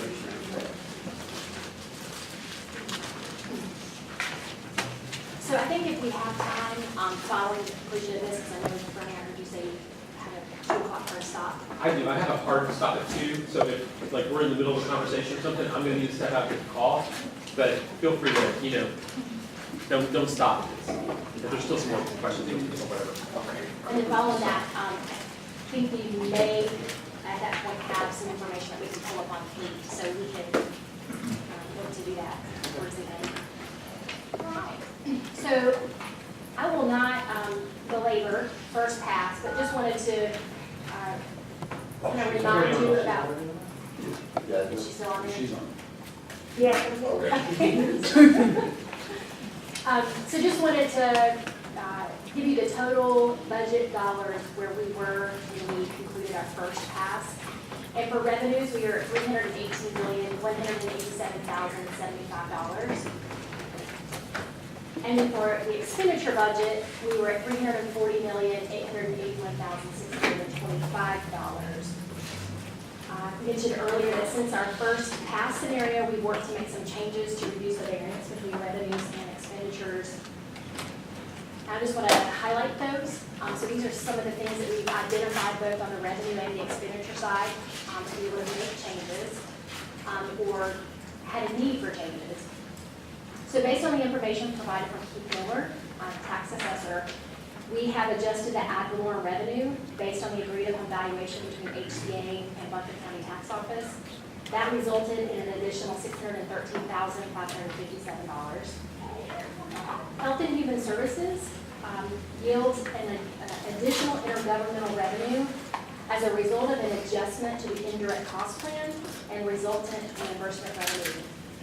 So we went back and reevaluated the dollar amount involving the indirect cost plan allocation, how that then is received as reimbursement through state and federal sources, and made a change. So that is an additional dollar amount of $792,713. We further reviewed the early retirement population. So as you know, we have another group of individuals who've been identified to retire. How many is in that one? So remaining is probably around 25 to 30 remaining going into fiscal year 2020. So we definitely had some of those folks retire towards the end of this fiscal year, maybe some still coming for the end of the fiscal year. But we reevaluated that number going into fiscal year 2020 and identified a reduction of $575,109 out of salary and FICA anticipated health insurance costs for individuals, kind of making some estimates around when they may depart from the organization next fiscal year. We additionally identified some other operating and program support dollars where we could reduce by $72,791. For the fiscal year 2020 budget, we are proposing to reduce the economic development incentive budget in association with Linamar and a small portion for economic Jacob Home by $1.5 million. Jacob Homes is due to the natural, just what is the agreement look like.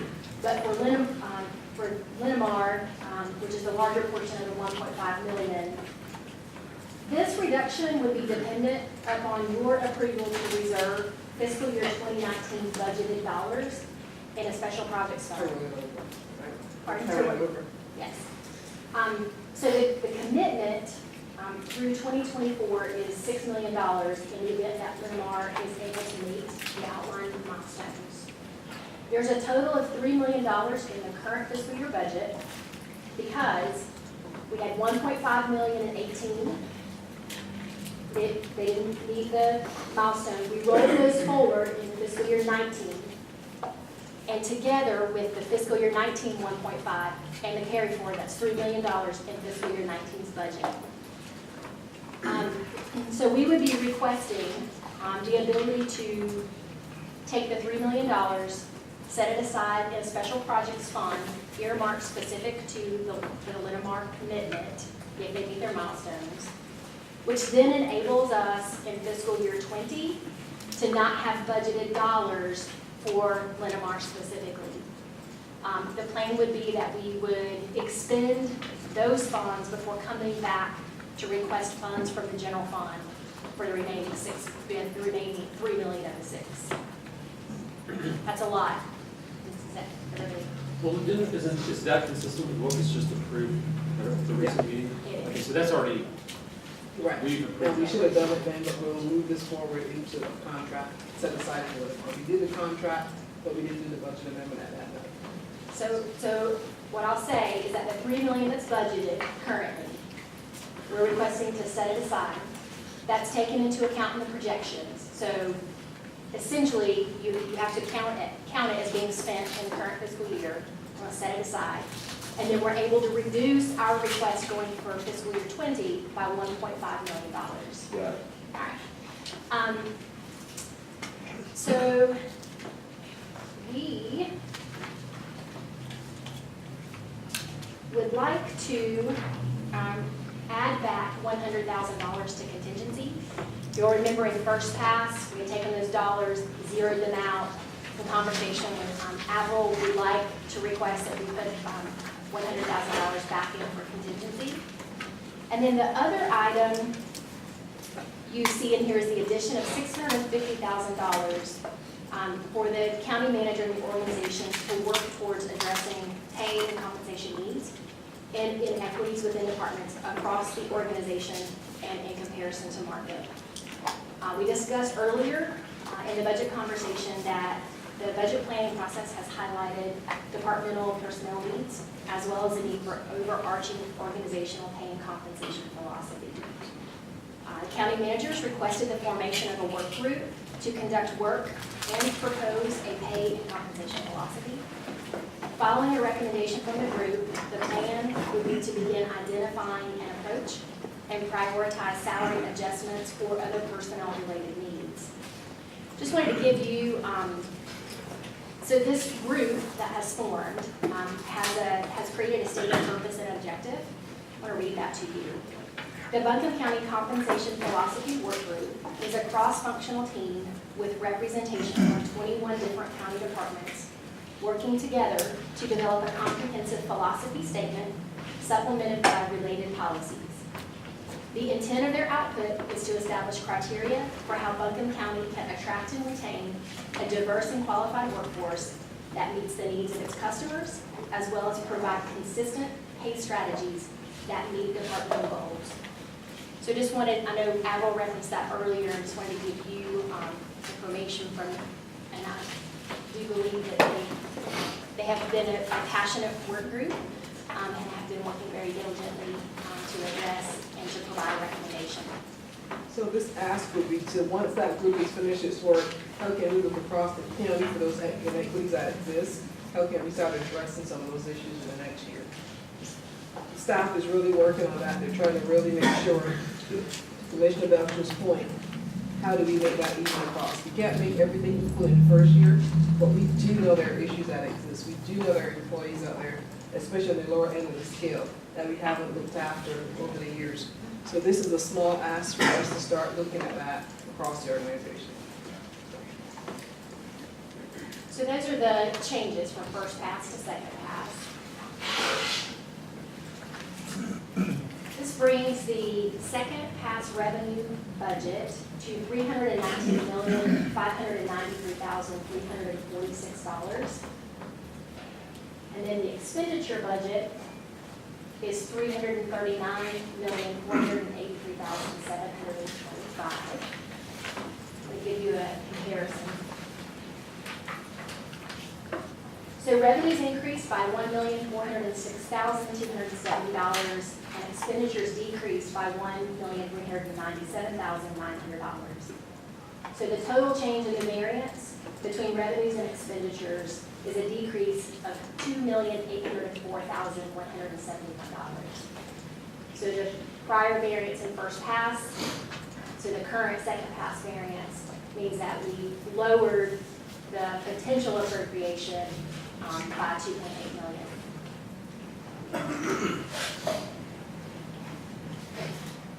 So a reminder, second pass still includes the recommended positions that were included in the first pass. You all received a handout related to this and give you an opportunity to ask questions. But these are positions that currently remain recommended in second pass. If you go back to that slide real quick, Commissioner Belcher had asked last time about the dollars associated with those positions. We want to make sure that we give you a dollar impact. Try and get it. We are asking for 6 patrol officers for the sheriff for detention. Remember his ask was for 21, and we're looking at doing 10 of the 21. The care coordinator in Health and Human Services, Stoney spoke to that at our last meeting. Those are the folks that, because of the rule change, instead of having a contract, now we need to do it in-house. That is all money coming from the state to do that, so there are 9 positions that are recommended there. We do need 1 HVAC and air conditioner specialist in the general services group. And there's no, in fact, we asked them to go back and look at the operations, see how they can tweak that. And there's one asked from assistant county manager that we spoke about before. And that includes your benefits system. So that's your list of the positions that we're asking for, that we can change the structure, not have everybody report to me or Jim, but have it spread out across the organization. We have 2 managers overseeing the portfolio of the organization. Any questions or not? How do we come up with 160? That is, the 162 came from HR and looking at the Evergreen study and where the minimum and the midpoints are of that position. So that's where that number came from. I'm not, that's what we advertised, but that doesn't mean that that's where we end up. That was the higher end, we end up a little bit more work for that. We actually hired a position based on years of experience. So that's kind of where we wanted to budget a higher rather than, budget for that position.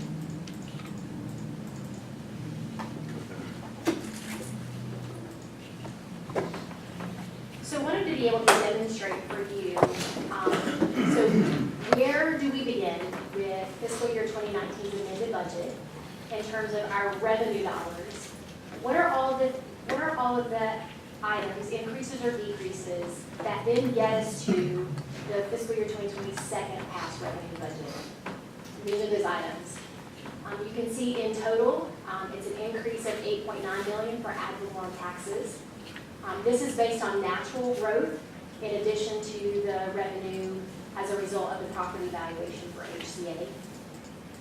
Sales tax is about a $1.8 million growth based on current trends, estimated at 6% growth.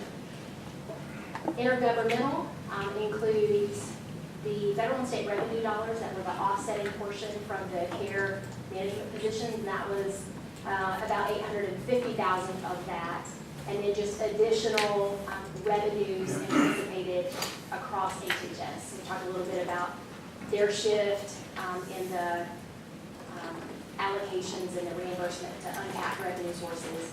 So in total, that's about $1.5 million. Slight increase for excise tax in the projection for next fiscal year.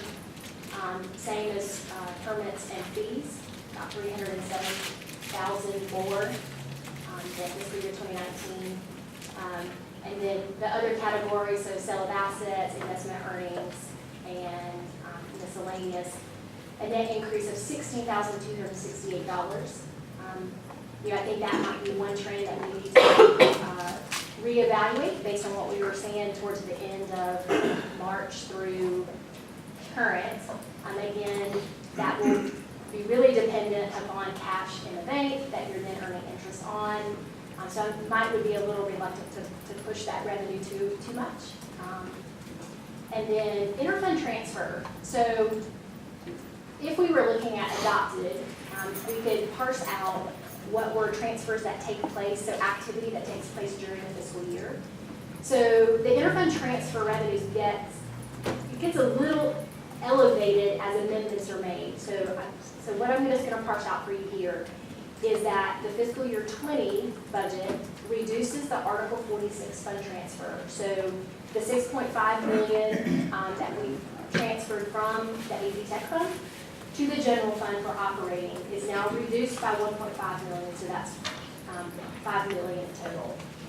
The other part that I spoke about earlier was that we had a planned transfer in 19 for a $1.5 million transfer from the insurance fund. Going into the 2020 budget, we've eliminated that transfer. So then we've reduced that by $3 million, and then the remainder of that decrease is related to 2019's activity, so that we're looking at apples to apples. And then for all intents and purposes, appropriated fund balance or your variance from amended 19 to 2020 would mean that we would need an additional $7.2 million in revenue as appropriated fund balance.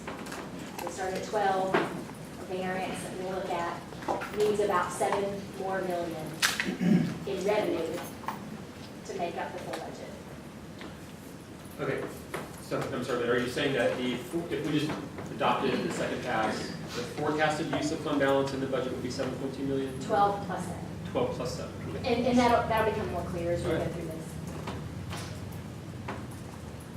So this one's busy, but I definitely wanted to be able to capture holistically all of the areas where you see increases or decreases from amended to the 2022 half, the expenditures. So we started with $323,916,553. I'm going to quickly go through these, ask me questions as we go. So the increase for education is a placeholder at 4.24% growth, which in total across Buncombe County, Asheville City, and Aid Tech is $3.5 million over the 2019 amended budget. You're able to see the early education increase of almost 2.7, which establishes the total budget to 3.6 million. There's early retirement incentive costs, which I talked about earlier, in total about $2.4 million. The affordable housing increase is $2.3 million. Departmental capital outlay operating program is roughly a $2 million increase over the amended. Part of that is the IT of $479,400 that Matt spoke to. The increased costs for base healthcare claims. So this doesn't include those healthcare costs for the new positions or the early retirement, because I've categorized them into other areas. So that net increase is just about $2 million. New position expenses is $1.96 million. If you remember though, that $951,000 are the new costs, and then we have offsetting revenues or reductions in operating for the other side of that expenditure. State retirement employer contribution on base salaries is $1.2 million. Pay-go for capital. So in fiscal year 2019, there was no pay-go budget established in 2019. So this reinstates a pay-go budget in the fiscal year 20 for $1 million. And again, Matt spoke to the dollars that we were going to need to do the pay-go capital. Debt service. So debt service, the $915,745 is an increase related to the projection for fiscal year 2019 projects. So we approved projects for 2019. We will issue debt this year, and we will begin payments in fiscal year 2020. So that's the debt service related to those projects. So net change to base salary and fringe is $818,182. Dollars to address future salary needs that we spoke of is $650,000. We previously had accounted for the benefits in risk department. So individuals who administer our health insurance fund, in addition to employee health. We're previously in the health insurance fund. In discussions with Dawn, we viewed that they should really actually be directly part of the general fund. Because what you end up doing is doing an allocation of the FTE share back to the insurance fund. So it's clearer to directly include them in the general fund. So that's a net increase to the general fund, but it's not new dollars. We've included the transfer to the reappraisal fund. Again, that's the last transfer, so 1/3 of the transfer that remains to go towards the estimates for what it will cost us to conduct the reappraisal. Here, it's a net decrease of $1.3 million for contingency. Again, asking that $100,000 remain for fiscal year 2020. This again is, so the budgetary transfers, we take out the activity that's only relevant for 2019. And then the reduction of economic development incentive, 3.228. Yes, it's in comparison to amended, so yes, that's accurate. 3.228. So those are all of the big categories of changes that gets us to fiscal year 2020's expenditure budget. This is changes basically from prior budget to now. That's correct. 17.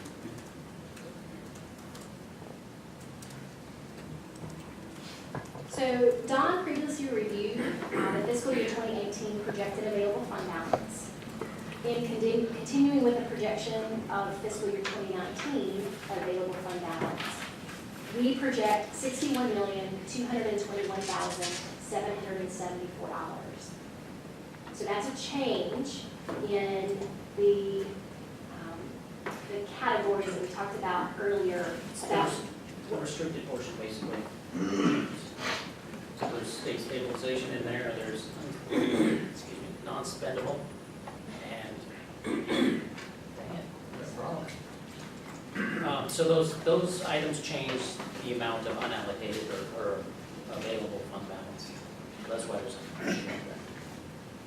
So we begin with $61,221,774, which represents that we have 19.40% of available fund balance. Your minimum by policy is 15%, and so that dollar amount that we minimally need to hold is $47,347,586. So we have available, we estimate to have available over the 15%, $13 million.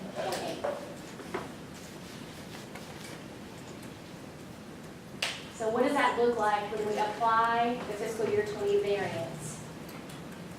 So again, there's your minimum. We start with 13.8 available over our 15%. The variance for second pass is 19.9 million. We appropriate all of that. We end up 6 million lower, and we have a projected fund balance after the second pass of 13.09%. The next scenario is dependent upon the actual sale of Ferry Road. So starting with the 61.2 available, if we were to add in the 5.25 million anticipated from the sale of Ferry Road, we get a new available fund balance of 66.471. So that says we then have 21.06% available. The threshold still doesn't change. So then the available amount over 15 is 19.1 million. So then what does that look like in terms of our variance? So our available is 19.124188. Second pass variance is $19,890,379. If we appropriate all of it, we go just under our 15% minimum by $766,191, putting us at 14.76%. So just under our 15% minimum. Any questions around the fund balance or?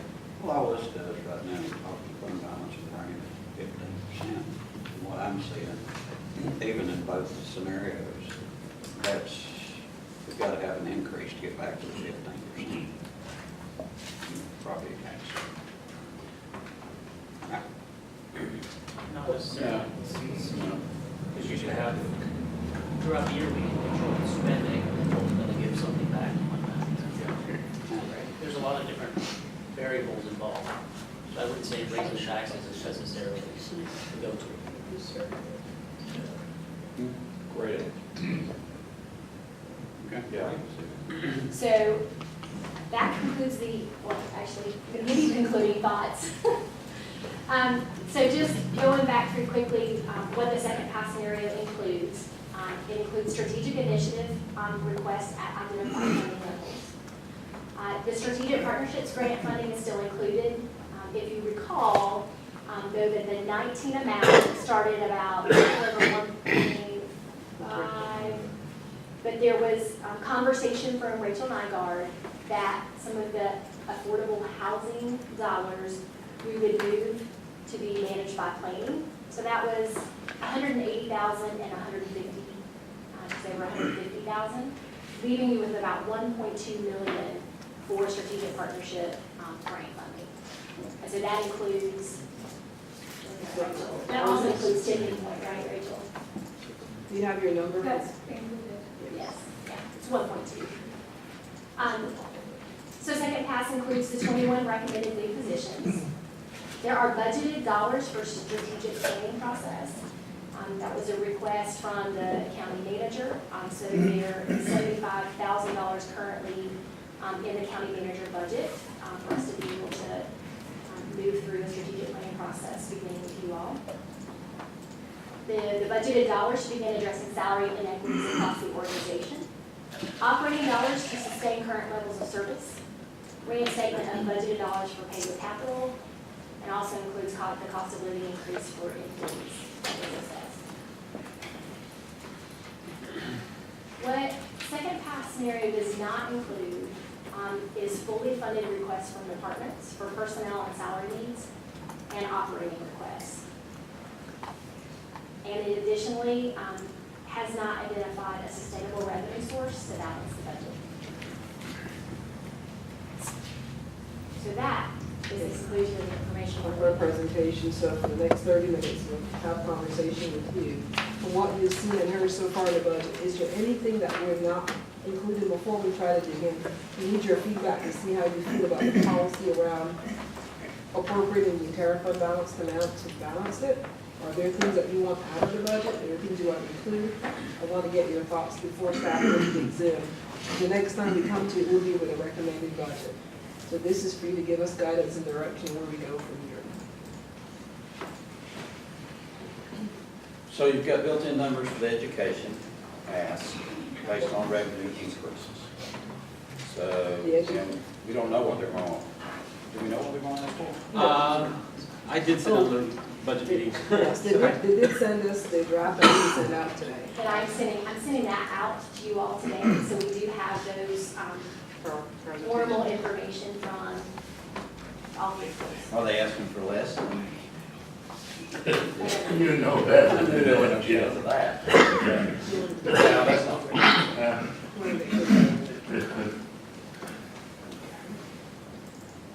But do recall the 4.24 was the formula that we all agreed upon for the school system and AB Tech.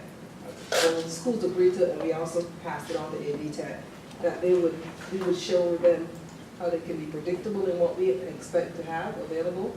So they got that information on March 15th, all right? But what that number looked like from us. So much better. So they had that, but that doesn't mean that they would conform to asking just for that amount.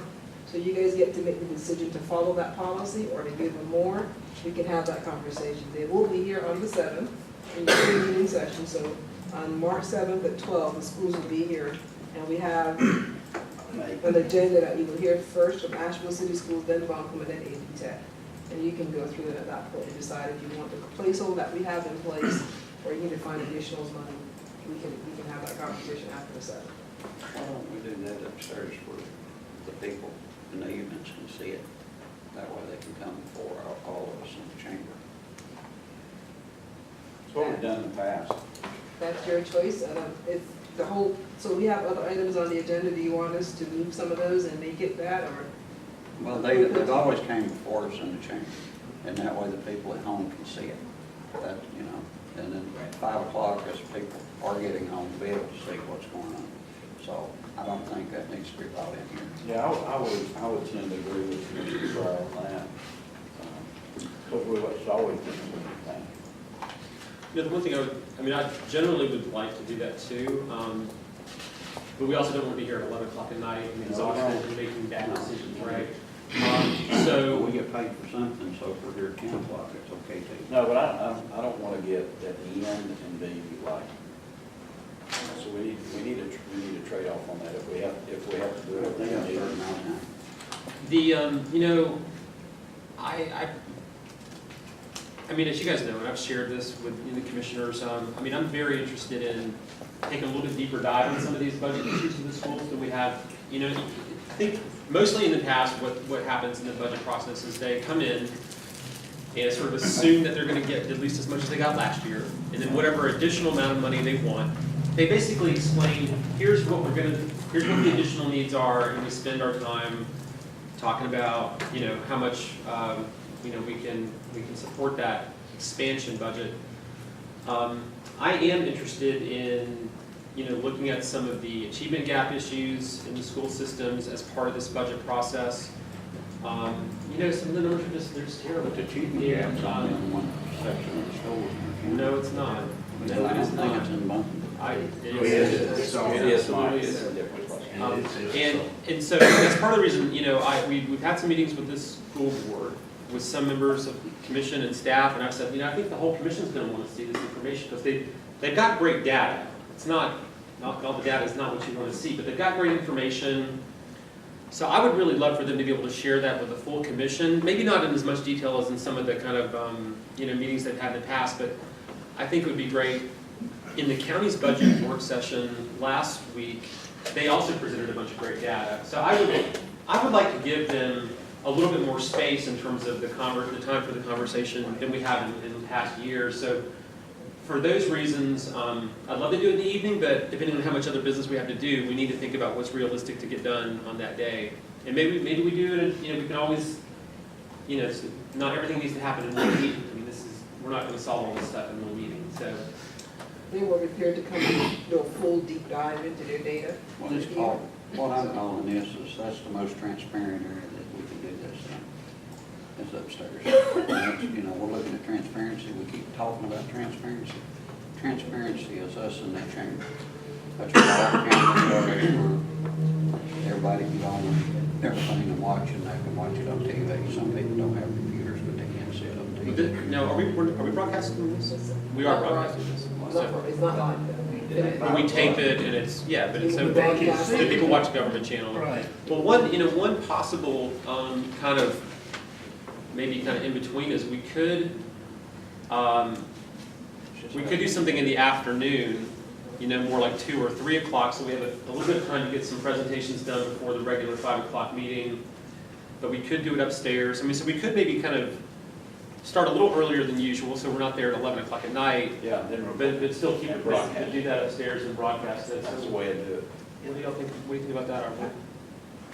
we're open. We'll pivot to whatever you I want like us to do. that. So 2 Yeah, o'clock, I like that. Like that a lot. we would, so instead of 12 to 2, same day. So Yeah. we'll get with the schools and let them know we're switching just a couple hours later. Yeah. They were gonna be here from 12 on the entire, it was just about them. Yeah. So this way they can come from 2 until 5.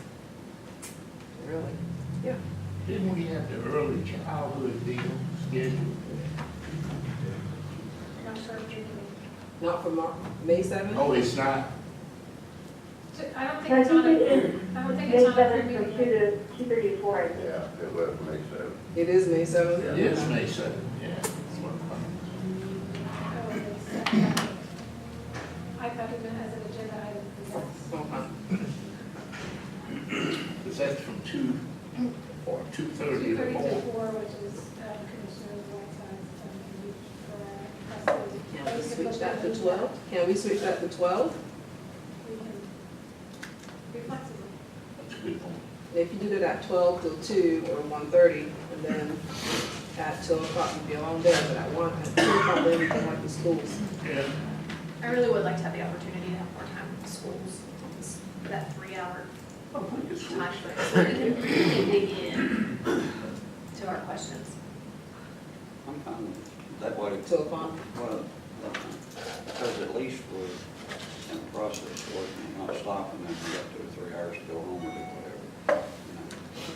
That makes our day. It might be long run, but it won't be dinner. Yeah, it's fun to me. I can make it with 2 hours sleep. Just can't do that now, but it didn't do ours. So we'll make that change and send that out. Yeah. So, no more respect there. 2 to 4 on Tuesday the 7th, 2 to 5. Whenever, take a break, and then we'll start the commission meeting.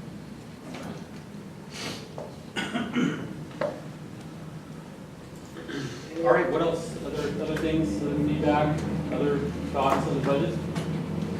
Going back, Brandon, you attended on the education deal. I mean, myself and Al, when George Wood was here, really, I thought we had a good meeting. that we was gonna stay within whatever the growth was, and we had projected 4.2. I thought they was very happy with, they said they would make it work. My concern is now, we're what, 4.5? 4.24.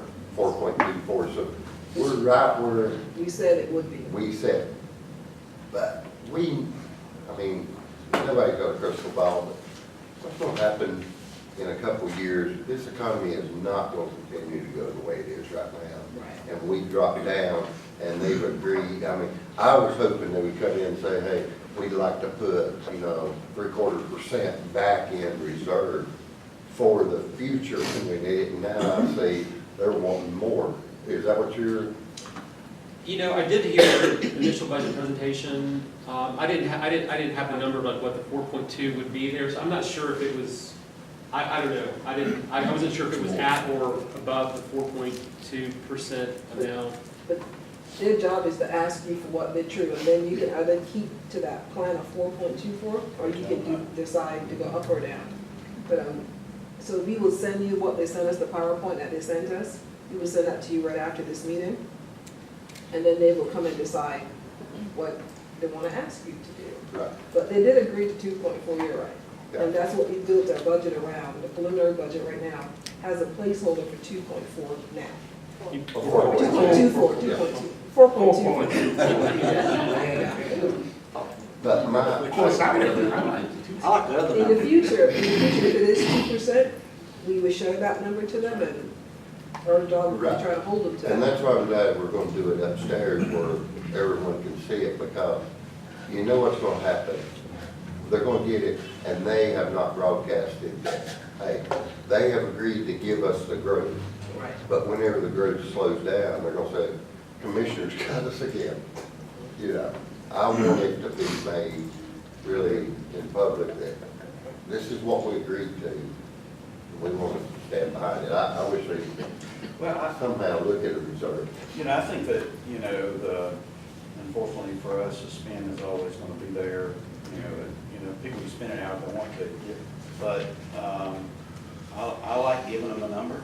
I really like giving them a number and forcing them to come back to us, because what's happening is they're coming back to us and then asking us for additional after we've given them a guideline. So it's different than them coming in and asking for 5 and us giving them 4. It's different now. It's different than it was before, I think. Yeah, but in the meeting, it was, we give them a number and ask them, can you live with the growth? And they said yes. We know what we're getting, so. But that's what we're doing, right? That's what we told them that it's 4.2, right? Yes. I mean, the way I think about it is that, that's sort of a general rule of thumb. I mean, we don't have an adopted policy saying in the future, it's that number, no discussion, it's just automatic, but it's what our revenue growth is. And so realistically, you should be around that amount most years. But we don't have an adopted hard and fast policy. It's just been sort of conversations with that, right? But they would have to, whoever it is, we're just talking about the schools, but our growth is 3% next time. And we give them that number, whatever the number is, we give it to them. Then they're gonna have to, if they're gonna come in and ask for more than 3, then they're gonna have to come in and justify more than 3, because all we have is 3% growth. So it's moving it away from putting all the pressure on us to say yes, to the pressure on them to tell us why. So I think that ultimately we'll be okay. And if we give them additional, maybe it's targeted to a specific thing that they need to address. So, How much of the 4.4% is because of the HCA acquisition? What would our growth be but for HCA? So you gotta think when we, I was gonna say, when we project stuff like sales tax, we don't even factor in HCA. So, because it's hard to project something out 18 months in advance like that, where there's parties involved, So I would say, what would you say, Jim? I don't want to take a stab at it. Yeah. I'd It's really just kind of I'd have merging. to come back. Well, the property tax piece that's pretty cut and dry. That is kind of right. Yeah. So, you know, because I guess one of my concerns, I like the general idea of saying, hey, here's the growth, schools, probably think about that as a number for budget planning. I think in lean years, you know, it'll be very hard to stick with that, you know, because they're gonna ask for more. This year, I mean, maybe they are asking for even more than that, but it's a pretty good revenue growth year. So this is not like the year this is gonna be, I think, a really hard conversation. But it's also just, you know, I mean, part of the reason I asked about the HCA is that it's just, that's kind of a unique thing that's happening, right? So it's not, in some ways, really reflective of kind of just the natural growth of the community. It's just this one-off big thing that's happening, you know, over the course of 2 budget cycles. So, I mean, I think the schools will ask us for more, you know, that's just what they're gonna do. But I think our job is also, I mean, the one thing I don't want us to do if we're saying that you get the growth is that that's automatic. I mean, I think they just have to justify all of it, you know, and I mean, with some of the, you know, there's tons of great stuff that happens in the schools, but I just, you know, some of the numbers we see are not good. And so I really want to understand, if you're asking for more money than you have now, I want to understand for all of that, like what is it going to be invested in? Especially to turn around some of the numbers that we should not be satisfied with. So, what else? Are there any other issues that have not been talked about at all that people want to bring up? So there's one other scenario that, you know, we were talking about Ferry Road. It said if Ferry Road, you can always, if it got bumped, which I'm hopeful it's not, but if it did, then you can just apply that money to general fund later, right? When that money comes in, you can just, That's correct. because. You can post it as a revenue and Yeah. But it's not, I mean, adhering to our policy is not contingent upon that transaction being completed this year. Right. It's not. Okay, right. So the policy conversation, I need some guidance on, are you comfortable going below the 15% contingent upon failure, or not? Because if you look at it, if we appropriate our budget in this scenario, you will have a $6 million gap in our budget. That can take our fund balance to 13%, but knowing that we would manage throughout the year to make sure that we don't end up being at 15%. Yeah. That would be our challenge. But I need to know from you guys, as far as staff and input, are you comfortable going below that 15% as we go into adopting a budget? I am. Going below it, but knowing it won't happen? Or Knowing that we actually, would work to make sure. No, I'm confident in that they would work to make control sure, that throughout the year, and, you know, to the extent of things like sales tax. We've always underestimated sales tax. And right now, we're in a superheated situation where sales tax is gonna come in higher than where it's at. I mean, it happened last year, probably happened the year before, but it's a very hot, number right now, and it's just gonna come in a lot more, and it's gonna come in as, That would be it's our a goal. pretty big number. I will tell you, across the state, we are at 6%, and they're actually lower. They're recommending that we don't budget as aggressive as we are budgeted. Right. But because we have been seeing that growth, we feel pretty confident that we can lean pretty far forward and do that 6% that we're doing this year to get us there. But you're right, we're in a great economy and people are Right now, shopping, pretty so right now, we're using that And they love across the coming state. in. And across the state, they're saying that around 4 to 5% is what they're seeing, and we're asking to go at 6%. So that's pretty aggressive, above everybody else in our state right now. So, but if you're comfortable going below 15, we won't have to think about what else we should cut from our budget now. I do think we need to have some time to start growing our core services and paying attention to those departments that we have neglected over several years. And that has been the case. I'm finding that out. I'm meeting with department heads and departments and finding out there's a lot of need out there that we have not addressed over time. So for me, making sure that we can address that core and serve the citizens with the services that we have been mandated to provide and some quality of life services, we need to do that. So if there's things I need to cut from the budget, give me that guidance now so that we can start working on those areas. If not, you're gonna see a pretty hefty allocation of fund balance when we come back. I guess that's what I'm still trying to understand. It's like, we just, you know, at the beginning of this meeting, found out that we went from not spending millions of dollars in fund balance to spending none of it. And we're gonna have a big revenue growth year, and yet you're saying that we're gonna spend $19 million in fund balance? I mean, it's just, We're not saying we're gonna right? spend it. We're Well, saying that's what the we're- budget says. So that's what I'm just sort of trying to get a sense for, like, if it's actually gonna be a completely different number, then why are we saying that big number? If we know it's gonna be a third of that or half. Why don't we just have a budget that shows what's more likely to happen? I mean, isn't that what a budget's supposed to do? That's it right there. I guess that's where we're spending our That's your slide. buckets of money. That's where our money is going in those big buckets. So I think those are we're gonna spend. What we would work to control is the core services again, making sure that we can control that spending. We're all a little bit hesitant to put that 19 million in revenues. We're hesitant to go and say, we're gonna have this much more ad valorem, that may not come in. Yes, we have an awesome collection rate, but your base is still that base. We're hesitant to go and put more money to get sales tax or intergovernmental because we haven't had the history to say that it's gonna come differently. What we have done is suppress our spending to make sure we don't spend any budget, not because we've seen the revenue growth above and beyond our allocations. But as Jennifer's slide earlier, you saw, the increase in revenue was one time, they're from settlement dollars, they're from HCA's. There's one thing is what got us to say we have all this money because of one-time revenues coming in. What we have done in the past, though, is really worked on our core services and keeping that suppressed and not fixing stuff that needs to be fixed. So we will probably have some use of fund balance this year. So I can't sit and say, don't allocate the 19 because we need to address what needs to be addressed. We have to start making those hard decisions. So if there's anything on this We list. don't have to put it all in one year. We're not. We're not. Not with that budget, you're not. We just gotta be careful. We've got a 5-year plan of capital land, and we're hoping to get a 5-year plan for maintenance and repair as well. But the things that we spend money on, as you see the big tickets there, those are things that we're locked into based on decisions.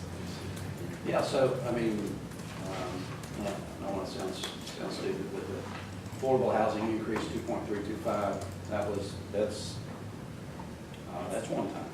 I was just looking at that, Mountain Housing, Homeward Bound, and Habitat and Humanity, 3 of them come up to that.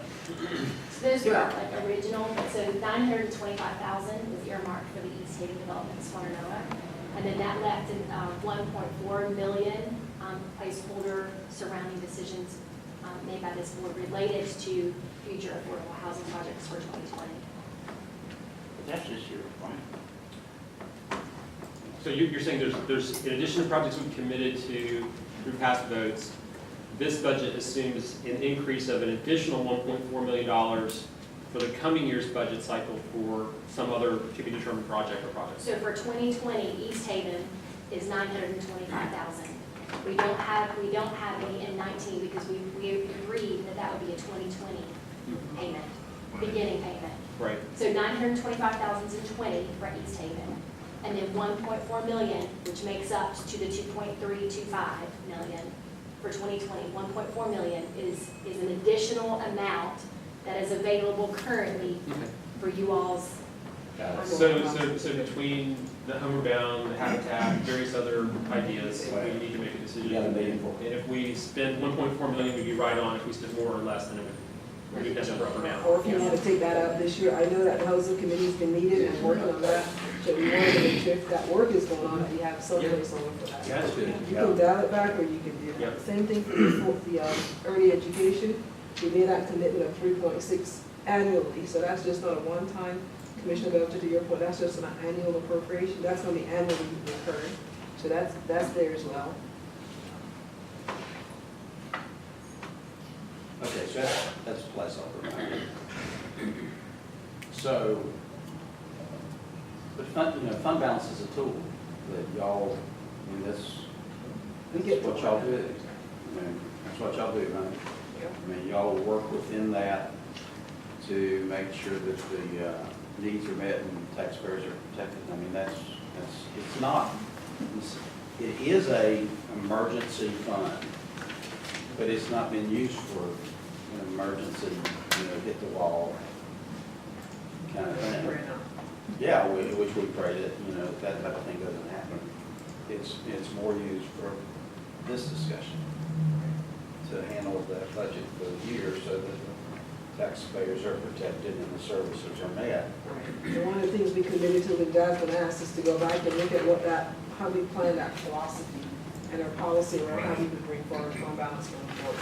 We are continuing the trend that has happened before, but as next year's budget rolls around, we need to have our policy on how we would apply fund balance and what that looks like. In terms of core services, are there any cost savings available in those areas that have been treated very well over the years that can be applied to other costs, to other core services? Does that make sense? Is that asking too much? Now, we can go back and look at that. I don't remember, I know that we have used some of the vacancies, and Yeah. the one department that comes to mind is like in the Health and Human Services Department. Yeah. And there is a need there as well around the Medicaid investigative services, and there's vacancies there. So what we would do internally is look to see what other departments that were funded, how can we move that and cover that need? Not that there's a savings, but there's a resource allocation that Yes. we can use. Yes. Yeah. Just to ensure that we are covering the core services and delivering what On those values, we're yes. supposed to be delivering. I still, I don't know where it's not, I still have a concern about long-term investments in Parks and Rec. And taking a really hard look at the existing parks, what they should look like, how they should be meeting the needs, and how we should, position them to where, more people will be using. An example is the changes made to Lake Julian have made a big difference. There's more families coming in and using the newer redesigned playgrounds and the new spaces there. And I would say that's one of those departments that we need to pay attention to as well.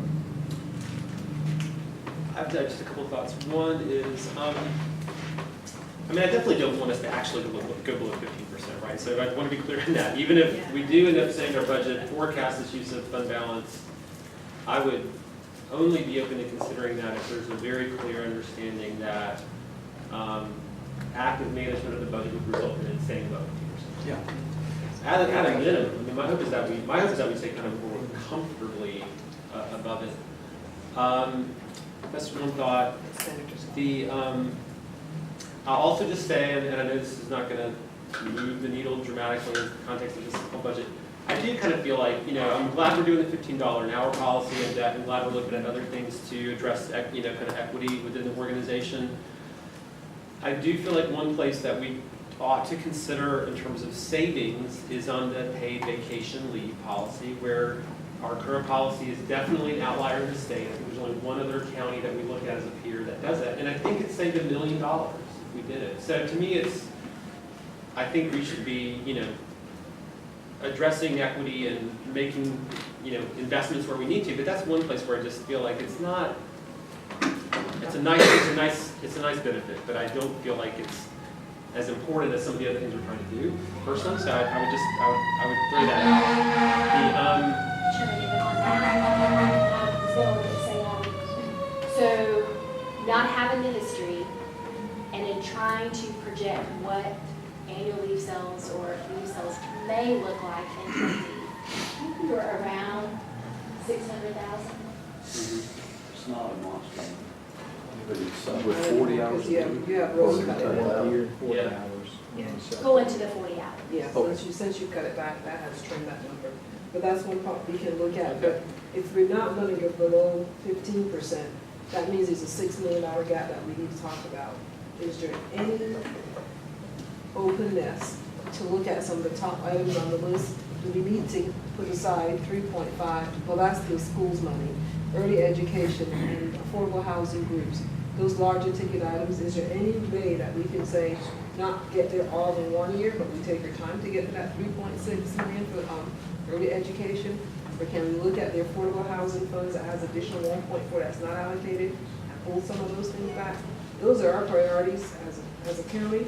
So I want to make sure that as your staff is going back and working, that you give us that guidance of what you have an appetite for. You know, on the housing committee, you know, the additional projects that we're looking at now that are bigger ticket items, some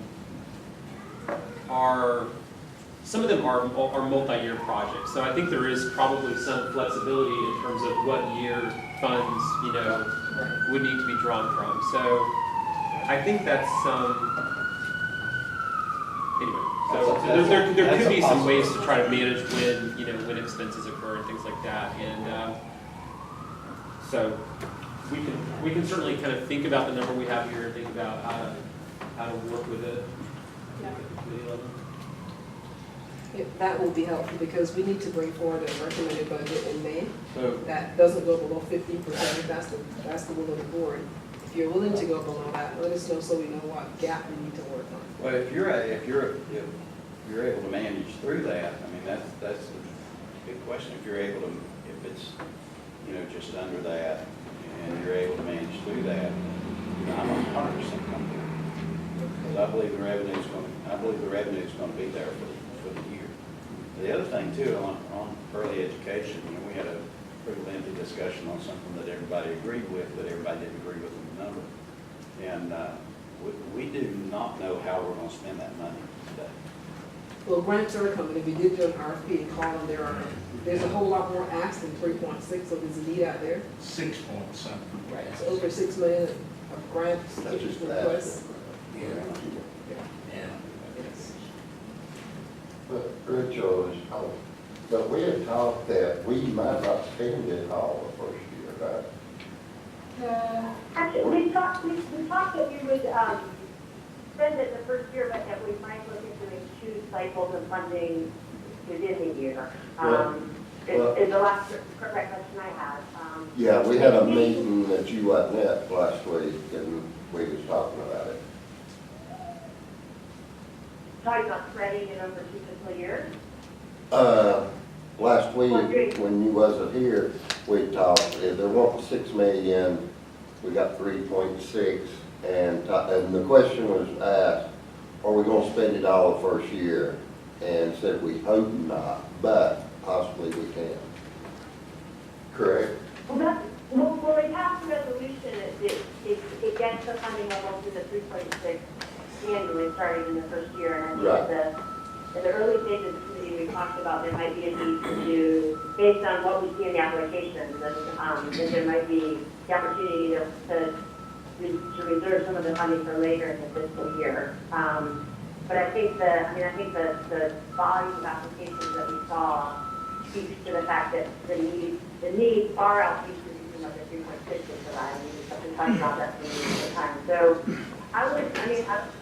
based on what I'm hearing today, and when I thank Carol and staff for the presentation, I would be comfortable with proceeding with the budget scenarios that you've outlined in terms of the potentially the 19 million in fund balance with the aggressive management approach, and obviously optimistic that the fair road sale will come through in time for this year's budget. So that's where I sit as of today based on the presentation. I've actually got a 2 o'clock call. So if y'all want to give more feedback, please continue. I'm going to walk in a second. Just a couple of quick thoughts. One is, you know, George Wood brought forward some different changes in other benefit policies. You know, health was a big part of it. The commission generally decided not to make any changes, and I think we really wanted to get the permanent manager in place and kind of take her time, not make any kind of, decisions on important issues like that without having a good, thoughtful process to do that. I do think that is something that we should look at. I think we want to have a great health benefit policy, but I was impressed that there might be some opportunities to do some things that could help us manage the cost going forward. And that's not just about 1 year, but like the next, the next many years. So that's something else I would point to. So real quick, we are having a consultant to look at our health benefit to help us write that contract the right way, so we can have those things long term. So we're working on that as well. Great.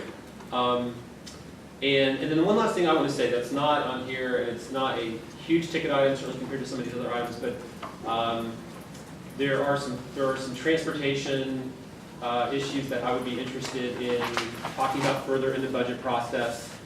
We don't have time to do it today, but like the transit master plan makes various recommendations, but there's like the highest priority recommendation of the plan which contemplates the extension out in Leicester, just a mile or two down the road, so it gets to the Ingalls and the apartments and stuff like that.